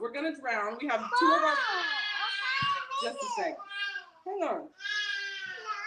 Everybody said it's my turn. We have two with us. This is not going to be what you think it's gonna be. Let me grab the little one. Hang on. Uh-huh. I would be so. I don't know now. That's not my cup of tea. But yeah, so I'm like, oh, you know what? I won't absolutely say no. Hang on, baby. I'll give it a shot. So we start going down, and we're like slipping on the rocks. Here you go. There you go. We're like slipping on the rocks. We're having to like hand the babies off to each other. So like I hand him one. The waves are hitting us up to our waist. Wow. Like, this is where we die. I'm glad that we told our families we were here because this is where we die. But I'm like screaming at him because it's so loud from the waves crashing. We can't hear each other just talking normal. So I'm like, let's go back up. This is too much. And he's totally ignoring me. He's just like, yeah, okay, come on, keep going, keep coming. And I'm like, this man is gonna be the death of me. By the time we get down there, our clothes are completely soaked. I mean, I'm covered in sand and water. The kids are all covered. Both of them are covered in sand and water. But I will say that as much as I didn't want to do it, by the time I got down there, the first thing I did was, look how pretty the black sand is, everybody. See? Oh my God, I'm on a black sand beach. and he's literally standing there looking at me like, but tell them about what it took to get you down. Right. Yeah, that was an adventure. And after that, I was like, I'm never going on a hike again. I don't even want to see another trail. This was life-threatening. And everybody that was already down there is like clapping for me because they just watched me go through this entire struggle to get on this beach. Oh my God. Oh my God. Shelly, the guys in the chat are cracking up because you asked, how do you use a map? How do you use a map? I don't know how to use a map. You just want to laugh. That's it. One reason. So yes, her husband ignored her all the way down. And this is what I want to say about Shelly. Shelly's husband. As soon as I got down there, I was going to be on the Instagram. So he was like, yeah. Yeah, he's that guy that literally makes the deer, what do you call it when they put it up in the trees? What are those called? You know what I'm trying to say, Shelly. Oh, yeah, I know what you're talking. I don't even know what they're called. But yes, they make he makes the thing in the trees, climbs up there, waits for the deer to come, puts on his gully suit, and he's in full regalia and the whole nine. I mean, this is Nick. Nick is that kind of guy that he's just like everything. Buy a 5-gallon tub. Yes, a blind. Thank you. Scent-free detergent. So he's that person. He's that person. So that's him all the way, 100%. So that's correct. I'm literally like on the verge of tears. I'm like, no, babe, can we just go back? We already saw it. We don't need to be down there. And he's just like, yeah, I hear you. Let's keep going though. But yeah, by the time we got down there, I'm like rubbing my feet in the sand and like writing our name in it. And he's just sitting over there like, yeah. She's so happy. She's so happy we made it. That's cute. Yeah. And he doesn't just shoot with gun. He uses his bow and arrow and the whole nine. He's amazing. Yeah, he does. He kills deer, Mel. He kills deer. He does. He absolutely does. Skin him, fillet him, and the whole nine. So, Nick doesn't play. But also, nobody really knows how to read a map. Cut it. Cut it out. Oh shoot. Okay. That's funny. That was a good one though. That was a good one. Yes. Yes. But yes, on that topic, yes, hiking, traveling, even just short distances is so powerful. It really is. So powerful. Yeah. Come on, truck driver. That's your kind of guy. Yeah. Now, and he is my nephew. She's married to my nephew, and so he used to come out to our house, and we lived out in the country. And I mean, he could go get lost in the woods in the back, and all by himself, just have a marvelous day out there by himself, tracking animals, wild animals, and he's a tracker too. So yeah, you can hang out with the truck driver. So yeah. Lena, I'm sorry. That was do you have any other ways that you would reboot, Angie? Girl, I done said so much on this podcast today. And one reason I already said, do not forget, turn that thing around. So I'm going to acquiesce anything else. I got all of my time on masturbation. So I'm not going to take any more time. Let's do it. Okay. We can do it. Let's go right to it, Angie. Okay. Oh, Shelly, are you going to turn that thing around? Because you know I'm horrible at this. Yes, I'm here. I'm opening a window. Praise Jesus. Y'all got me sweaty and shook. So I have Come to on. open the window. Turn that thing around. Turn that thing around. Turn that thing around. Oh, hold on a second. I'm a little off my. Yeah, I'm off my square, ain't I? That's all right. I love doing this little segment because it like helps you change your perspective. Lena, I forgot. I need to reload that number. It's not in there. I'm sorry. It's all right. Charge it to my head, not my heart. I'm so sorry. I got you next time, though. I got you next time. It's okay. And so basically, this just helps you change your perspective a little bit and see the positive in any type of negative situation you might have. Because of course, you know, life you have those, but if you can see things in a positive light, you can make it through anything. So that's the point of this this segment. Shelly, are you ready? Yes, I'm ready. Okay, here, let me get this thing a little closer because my eyes. That's all. Okay, this is the first one. Turn that thing around. Okay, so your kids look up at you one day and say, "Mom, I want to be just like you when I grow up." And you don't understand because you don't understand because from your view, your life is definitely not where you want it to be. You got so many things that you still want to accomplish with no clue on how to accomplish them. Turn that thing around. First I'm gonna cry because I feel like that is the biggest acknowledgement that no matter where you're at, somebody is watching you and somebody thinks that you're successful. When somebody says, "Oh, I'm proud of you," or "Oh, I want to be like you," it's like, thank you, I'm trying so hard, even though I'm drowning. So first I'm gonna cry, and then I'll tell them, I hope that you are better than me. I want you to do so much more than I have done. I want you to have so much more than I have had.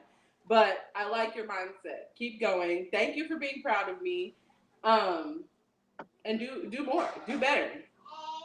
Do better. Do all of the things. Do better. Mm-hmm. I'm gonna do better. Do you know that song? Also, I think it would be like a motivator for me too, because you're proud of me right here where I'm at. Let me do more. Let me keep going and actually accomplish some of those goals that I want.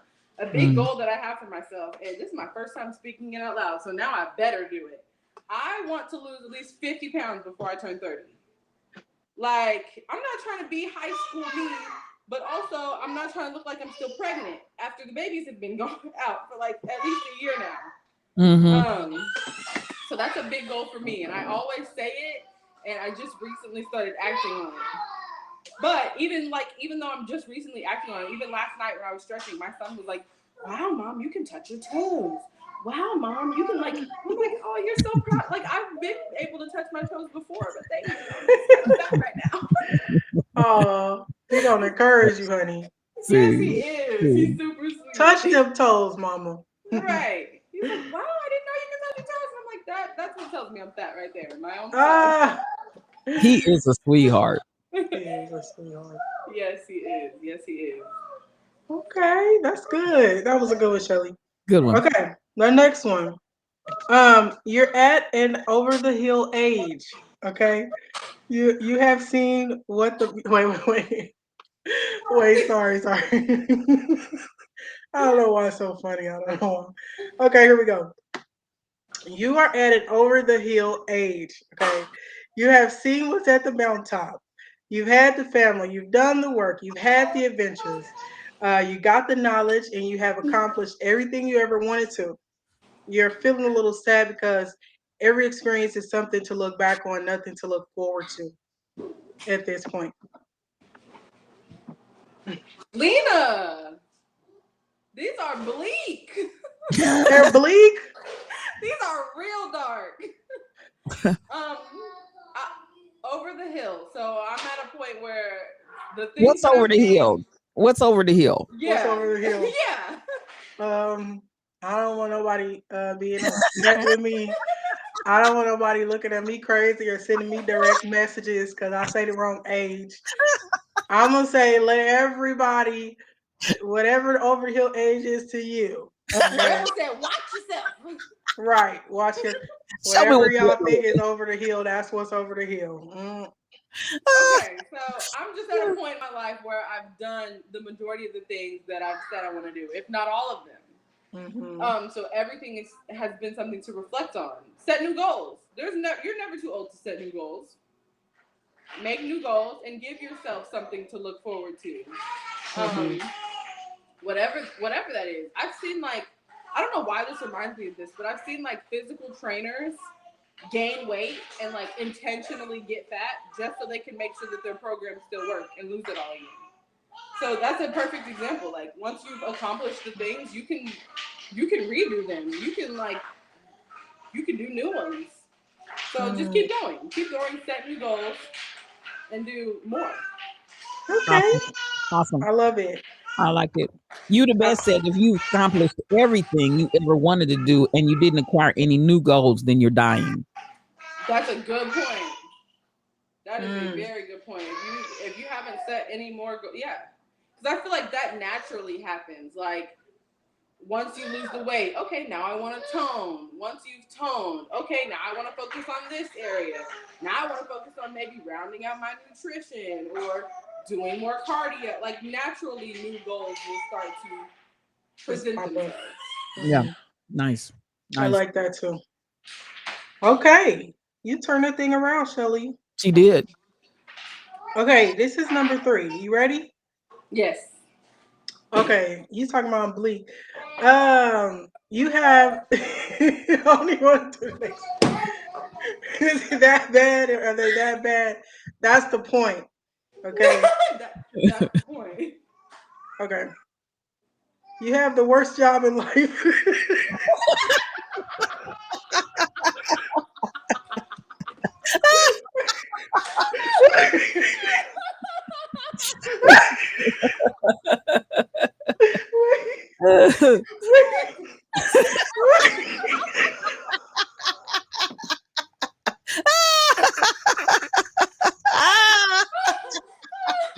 Here we go.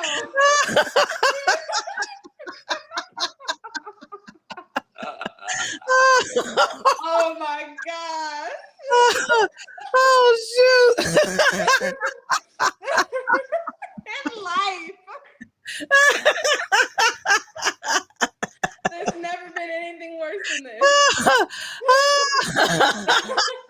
Oh my goodness. Oh God, that's funny. You guys are killing me. You guys are killing me.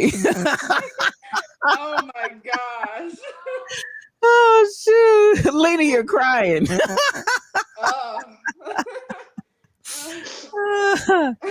Shelly set me up for that.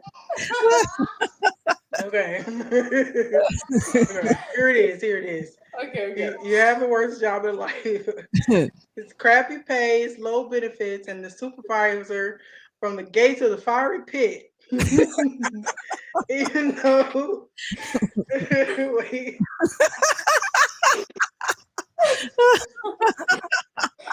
Oh shoot! Woo. From the fiery pit, Shelly. From the fiery pit. We've all been there. Okay. Even though you want to find another job, you can't afford the turnaround. And the hours you work are so crazy, there are no times for interviews. Turn that thing around. Ain't nothing but the devil. I tell you. Ain't nothing but the devil. Exactly. Ain't nothing but the devil. Man, this is hard. One reason said walk out on faith. You know, I would turn one of my hobbies into a moneymaker. You gotta have a hobby that can make you some money. Even if you haven't done it in a while, you gotta do it. Make it a moneymaker. Something that you like to do, but start selling it or doing it for pay. To make money on the side, you have to. Doing it for pay. Am I the only one that heard that? Okay, I'm gonna let you go. OnlyFans. Not the OnlyFans. Yeah, you gotta walk out on faith. You cannot continue. You spend a great amount of your time at work during the day, and if you're letting this energy drain you daily, it's not serving you. You gotta walk out. You gotta have faith that you are going to find something new. One reason said become a sex doula. I absolutely do it. Become a sex doula. Make that money. Okay, and don't let it make you. There's too many avenues these days. There's so many like service for pay apps, like freelancing apps that you could get on. All of the captioning. I was doing this for a while. All of the captioning companies, like people who do the captions for like Hulu, Netflix, Amazon, all of them are hiring. I was doing captioning for a good amount of time, just to make like Christmas money or like birthday, like extra money, whatever. So you gotta walk out. You gotta find, even if it is 100,000 or 300. Like, this is my dream job. They're just horrible here. Find your dream job within another company, and in the meantime, leave and just make the money to get by. Love it. Cool. Yep. Awesome. You turned that thing. You turned it. You turned it. Okay, number 4. You ready? Mm-hmm. Okay. There was a love interest that you were infatuated with, and he was perfect. But one day, he just ghosted you, and you were jacked up. Prince Charming quickly turned into Prince Nowhere to be found. A year later, he shows up and tries to come back in like he never ghosted you. Turn that thing around. Y'all know me, and y'all gonna hate on me in the chat, but I'm giving him a chance. I'm giving him a chance to explain himself, to find out why he had to ghost, because it's not like he could have done much. He could have done much worse. He could have like cheated and ghosted. He could have like he could have done much worse. The fact that he just dropped communication and I didn't hear from him for a year, anything could have happened. He could have had a newly discovered. Do you guys watch? I don't know if anybody watches Insecure, but this happened on the show. One of the guys that Issa, the main character of the show, was dating, he dropped off communication randomly while they were at a really good spot in their relationship. And he came back, and the problem was he was having mental issues. He had a psychological break. So I don't know. Yeah, I would give him a chance to explain himself and then go from there. And if it wasn't something that like was just completely you gave that, I'm glad. Yes. So here come the responses. Bye, Felicia. Michelle Brown. Bye, sir. Then we got you the best. He tried to come back like he never ghosted. He's schizo. Then Tall Pump said, "What if he wasn't in jail or the hospital? Bye, bruh. Period. Y'all are ruthless. And then you the best said, I'm glad you already married. I'm giving said he can come back. People don't always have ill intent. There could have been something else going on. Damon said, remember Martin. Michelle said, no ma'am. Those people be on Snapped. Bye, ghost me again. No, the people on Snapped are the people who come into your life and they're just immediately attached to you and they don't want to go anywhere. Well, okay. Shelly gonna give him another chance. Hey, you the K best. Look, we don't need your good points right now. We don't need good points.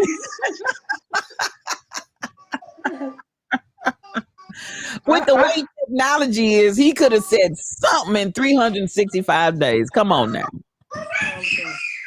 Come on now. I think I would definitely want to have a conversation and see what happened, because that's crazy to just go somebody for a year. You know what's crazy is to come back like you ain't been gone for a year. That's what's crazy. That's the part that takes me out on that question, Lena. That's why I said I'm gonna let Shelly do the turn that thing around, because baby, I would have turned him around. He'd have been doing the hokey pokey and I would have turned him all about. That's what, listen, he would have been turned all around when I got done with him. Because listen, wherever you came from, wherever you've been missing these last 365 days, go back. So, you know, Shelly you got the right one on that, because I couldn't, I wouldn't have turned that thing around right. I like Shelly. I like your answer, Shelly. Nobody's getting, thank you. We with it on the same. That's a millennial move right there. That's a millennial move right there. Go back and put your mask go back right now, sir. Wait a minute, Shelly gonna pay for him to leave. Oh, he said I would give him money for the Uber. Oh no. Oh, listen, these babies ain't playing. So that's definitely a generational difference right there. We got the millennials saying, let's hear what he got to say. We got the next generation said, it's over. It's over. Oh, Lady Day said she had that happen to her, had a good conversation, and she told him, good go. Go back where you came from, wherever you were at, goodbye. So, you know, there you have it. That's definitely a generational difference. Millennials too. I'm going to give it to y'all. Maybe so that was God bringing him back in your life. You blocked your blessing. She said you blocked your blessing. She said. Shelly? Sometimes you can't, you know. Damon said, deuces. I see deuces. Peace out, little dirty. He's gone. He's gone. You the best. Said I give lots of chances, but no man. You ain't rolling on that one. They not flowing with y'all on that one. But I think this could be a millennial difference. It could be. The millennials have a definite level of compassion and consideration for second chances, and everybody else is like, no ma'am, no sir. Shelly, about to get blocked. Confusing to me, because y'all grew up in the no pain, no gain era. Y'all grew up in the after the rain era. Y'all grew up in the take them back era. I'm so confused right now. This is true now. This is true. Wins 2000. Good evening to you. Listen, I'm gonna tell you what. I think having gone through that era and having lived it, they like, no, that ain't the answer, y'all. That's not the answer. That ain't the answer. No, ma'am, no sir. That is not the way to go. I get Mel has made it an emphasis that this man can come back as long as he has the money. Okay, show me the money. Right. I think that's smart. Come with the cash. Now wait a minute. What you got to convert. One reason said it depends, though. He got to hear him out, but he'd be skeptical. But one reason said I'm gonna hear him out. So yeah, that's me. That's where I'm at. I'm gonna hear you out. and I'll Okay. make the decision from there. Okay. Yeah, I'm not lying here. though. I'm most likely gonna give him another chance. See. Yeah, because I think like the way that we communicate now is a little different. And so sometimes you can go, I mean, not that somebody has ghosted you, but you can go a long time without speaking to somebody. And then you be like, oh, dang, we was cool, whatever. You know, but I think it's the fact that you got ghosted will be the issue. Oh, you the best. Don't try to push for one reason. He married, girl. He married happily. Maybe they found themselves and are better equipped to be a part of the relationship. So, in other words, they're coming back changed, transformed, and better. Yes. Right. That's the good thing. 15 years on the 23rd. Come on, Warren. Congratulations. Come on, let's give it up for him. Come on, ain't nothing wrong with that.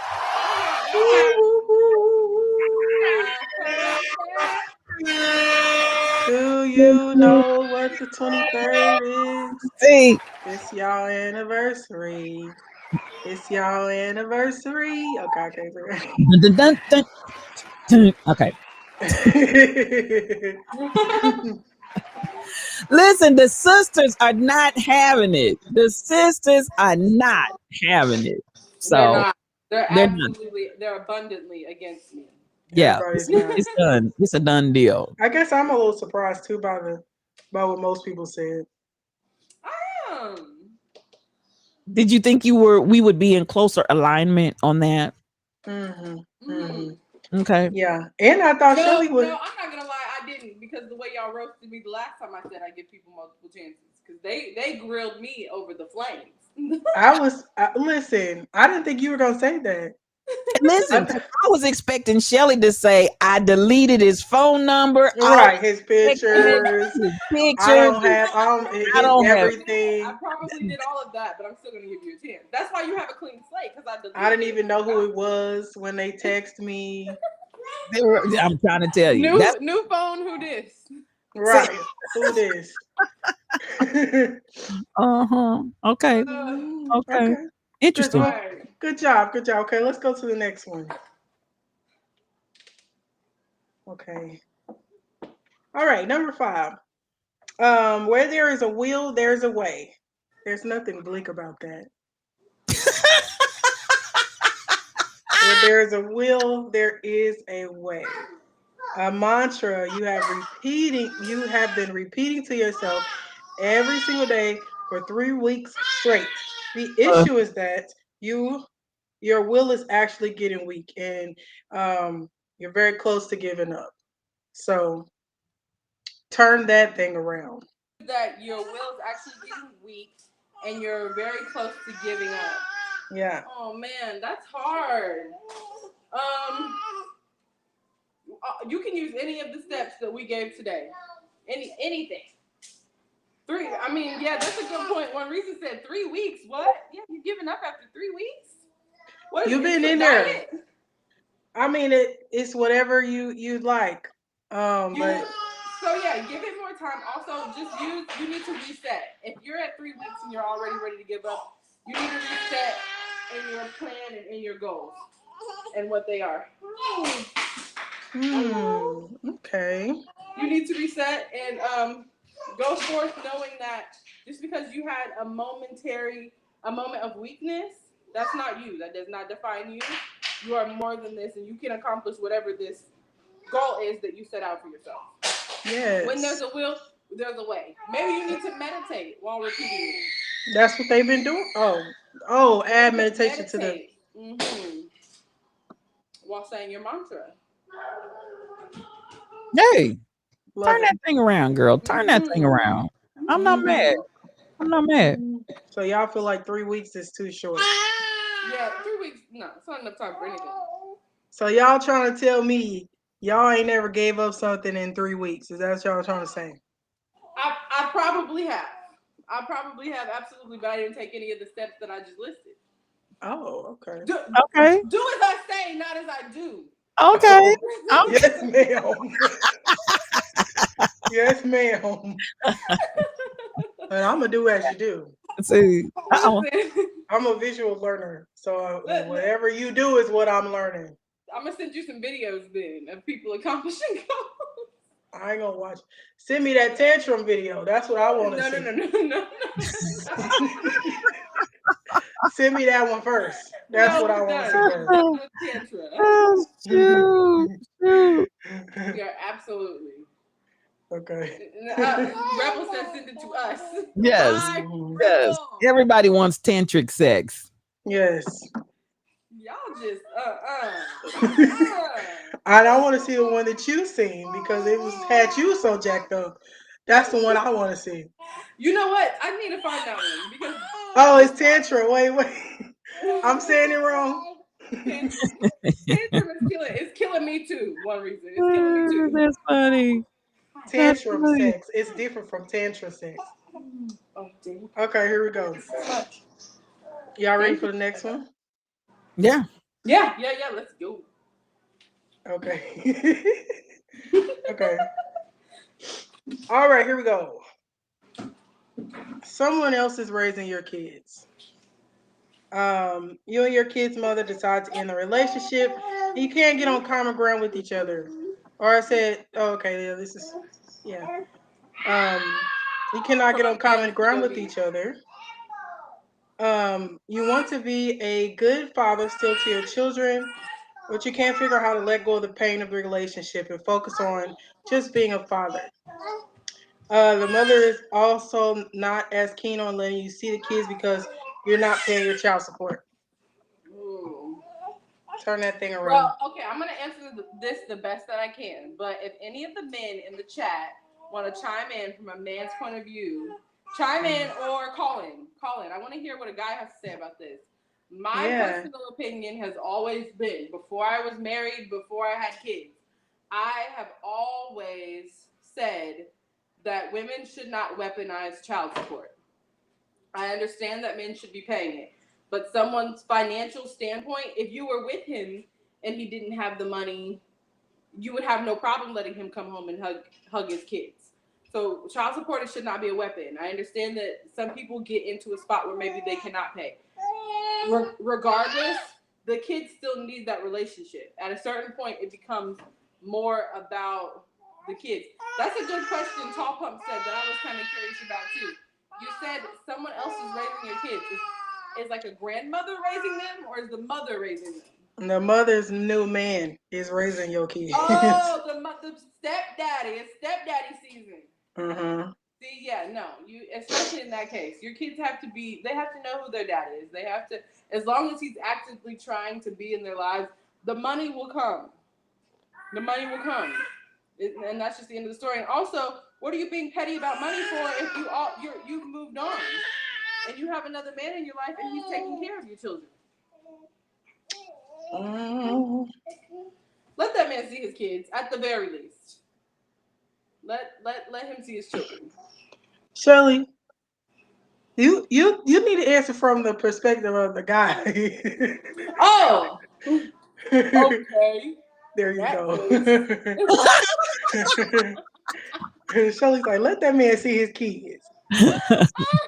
Okay. The mother is also not so keen on letting you see the kids because you're not paying child support. From a man's perspective, you have to. I have to. Come on, transform. I have to reflect on my decisions. What has gotten me to this point to where I've left this woman, or we split in whatever circumstances. She's now with another man, and I can't even see my children. Just consistency. I would be more consistent. I would reach out on a regular basis. If my children have their own cell phones, I would reach out to their cell phones. I would reach out to her mom, the guy, whoever the guy is. I would reach out to him to let him know, like, yo, bro, I'm trying. Man to man, I'm trying. I might not have the financial support right now, but I can give other things to my kids. Maybe y'all can work out a deal where if he's taking care of the household, you can watch the kids while they go to work, and they can cut back on their childcare expenses. And that way I'm not having to come out of pocket. He has to do all the work. You have to be the one. I have to be the one reaching out. I have to be the one remaining consistent. I have to be the one trying to mend whatever is broken. Never, never, never do I think that, and that's kind of why I was giving it from the other perspective in that way, like, oh, let him see his kids, because I'm assuming that this man is being consistent in the fact that he's trying to see his kids. Well, he quit his job because she put him on child support. Then you should be watching your kids. If I quit my job, there's no reason why the mother of my children and her boyfriend or husband or fiance should be paying for childcare. I would be watching my kids. Wow. My kids will be with me while they're at work, and that way now she may not be stressing me so much about child support because that's one less expense out of her household, and I have my kids during the day.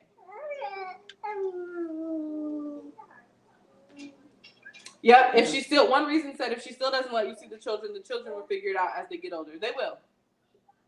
They absolutely will. Tall Pumps came in and said, I think man to man, he should try to establish a relationship with the other male influencing the kid's life and her. This is some village thinking and definitely needs a mediator if him approaching isn't working. What y'all think about that? Yeah, absolutely. Oh wait, you said they quit their job so they don't have to pay child support? That's deep. Now you have to resolve that. You need to get in therapy. I know while you were so many guys. I know so many people. I have to. I've heard a lot of people. They say once they get that child support filed, they quit. They quit the job, that's real. I've heard that too. I've heard that a lot. That's absurd. Yeah.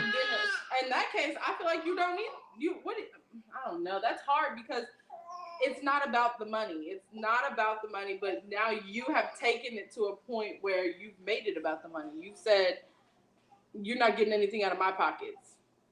Mm-hmm. So that puts her in a compromising position because it's like, all right, we had a deal worked out, and then as soon as the child support starts coming out, you quit your job. Yeah, this is a lot of people. There's a lot of people in this situation, and it's like nobody can figure out how to deal with it to come up with a resolution. Mm-hmm. It's just always this issue. Yeah. I need to be a mediator. Or figure something else out. Figure out how you can trade time for money. You do it at any formal employer, so do it with your baby mama. Yeah. Love it. Yep. Love it. Love it. That. Tall Pump says that changed. Fam, yes, it sucks. I'm sorry, but your kids still need to be provided for financially, and that at the end of the day, there you have it. For sure. Yeah. Make sure the kids are all right, and I think that should be the priority. Mm-hmm. So. Mm-hmm. Monica said, my daughter is about to turn 30 and I still fill out those child support papers. On your deathbed, I'm coming for you, homeboy. That's deep, Monica. That's deep. Oh man, that's funny. Man, this is one reason is absolutely right. If y'all are cordial, you should be able to communicate about the kids and leave it at that. Okay. Yeah. Out of nowhere came Monica. Absolutely. Good. Come on. We're glad to have you today, Monica. Welcome to reBOOT. That, Monica, because when that death benefit pays out, you're going to have one disappointed family, sir. Because this is 18 years of back pay. See. 18, it should be 26. You mean, some mothers, I mean, your kids can stay on your health insurance till 26. They sure can. And a lot of people are, kids are not leaving at 18 in this generation now. Mm-hmm. So that's something to think about. Yeah, that's real. That's real stuff. Real. Excellent job. Turn that thing around. Yes. I loved this one. This one was good. You did a great job, Shelly. As always. Mm-hmm. Well, I enjoyed today. I have taken a lot away. I need to research more into Tantra and apparently maps, since y'all claim to still use them. I'm here. I'm here for all the conversation beginning. So if anyone wants to, I'm open. My DMs are open. If you follow me on Instagram, we can chat. We can chat about the show. We can chat about anything at all. Also, Facebook. Our Facebook group is reBOOT This. If you want to get into Facebook, and we can start some conversations over there that maybe we can engage you guys into creating topics for the show, more of what you want to hear and that sort of thing. I would love to do that. Awesome. Still working on getting an anonymous aspect to the Facebook page so people can post anonymously and have their questions answered. But as long as you're open and you're with it, we are with it, answering those questions and bringing them on the show. Yes, we definitely are. So thank everybody for commenting today. Oh man, everybody needs to be a comic on this show because y'all are hilarious. Hilarious. Y'all have no mercy. So give me them cash apps, lady. Put those cash apps out there, please. You know what? I don't have one. I mean, I don't have one for public use. I use mine mostly for friends and family. Awesome. But I appreciate. I have a cash app. It's Phoenix Leor, and that's PHEENIXLEEOR. That's my cash app, and definitely, I'll take the cash of the apps. I do that. I love it. You guys did a great conversation as always. And to our viewers, everybody that's here, you make this a very, very enjoyable and comedic experience, as they've already said. We appreciate you checking in on our millennials, hearing their points of view, hearing what they want to talk about. Absolutely love it. Absolutely, positively love it. We want to say thank you. We will be back on next week. And I'm going to say this. I haven't asked the ladies yet if I can coerce them. They might be at 4:00 on tomorrow. There's a love train that has been put together by One Reason, the Rebel Inc., and a lot of the other podcasters out here and streamers. And again, this is in solidarity and response to what's going on with some trolling. You all saw we had a troll that kept trying to come in today. Let's give it up for our moderator, the Rebel Inc. She handled them, baby. She was busy the whole time, but she handled them. And I appreciate the Rebel Inc. for taking care of the trolls. But we're standing in solidarity all day tomorrow. So starting at early in the morning, I want to say 7:00. One Reason is going to be out there, Gospel Takeover. I believe the Rebel Inc. is going to be at 8:00. I'll be on at 4:00. If my millennials are available tomorrow, we may make that 1 hour an opportunity for them to be exposed to the rest of the Twitch families that are out there if they're available. That will be at 4:00 Central Standard Time tomorrow. That's when this stream will show. So I haven't asked them. I'm just kind of throwing this out here kind of haphazardly and raggedy. But if I can get them in and their time's available, we're going to let the millennials represent on the raid train on tomorrow. Appreciate you guys so much. Thank you so much for coming in. Any last words that you all have and want to say? Thank y'all for coming in. I had a good time. Always have a good time on here. So I'm just excited about next Friday. Thank y'all for coming. Hope to see y'all again. Shelly Welly, thank you. Yes, I'm the same way. I'm right there with you. Thank you guys for teaching me. Thank you for being here to learn as much as you can from maybe a different or maybe a younger perspective, depending on how old you are or where you are at in life. I'm enjoying this. I say this all the time, but this conversation has always been great. Awesome. This is our 10th edition, y'all. The 10th time that we've met. And so we're so excited about what's going on. We're going to get out of your way. Those that can ride the raid train over, the moderator's going to take us somewhere. So ride that raid train with us. If you do, wins 2,000. I'm so glad that you're here. And we appreciate you. Hey, we'll hold on to that question. We'll chat what I want to say. Write that down, and we'll get on that. Crazy Berrytown, come on in here. That's my sister. These are streamers. You all please support these different streamers. One Reason is in the house. Please follow One Reason, and he is going to be the organizer of tomorrow's raid train that's going to run all day long as we stand together in solidarity.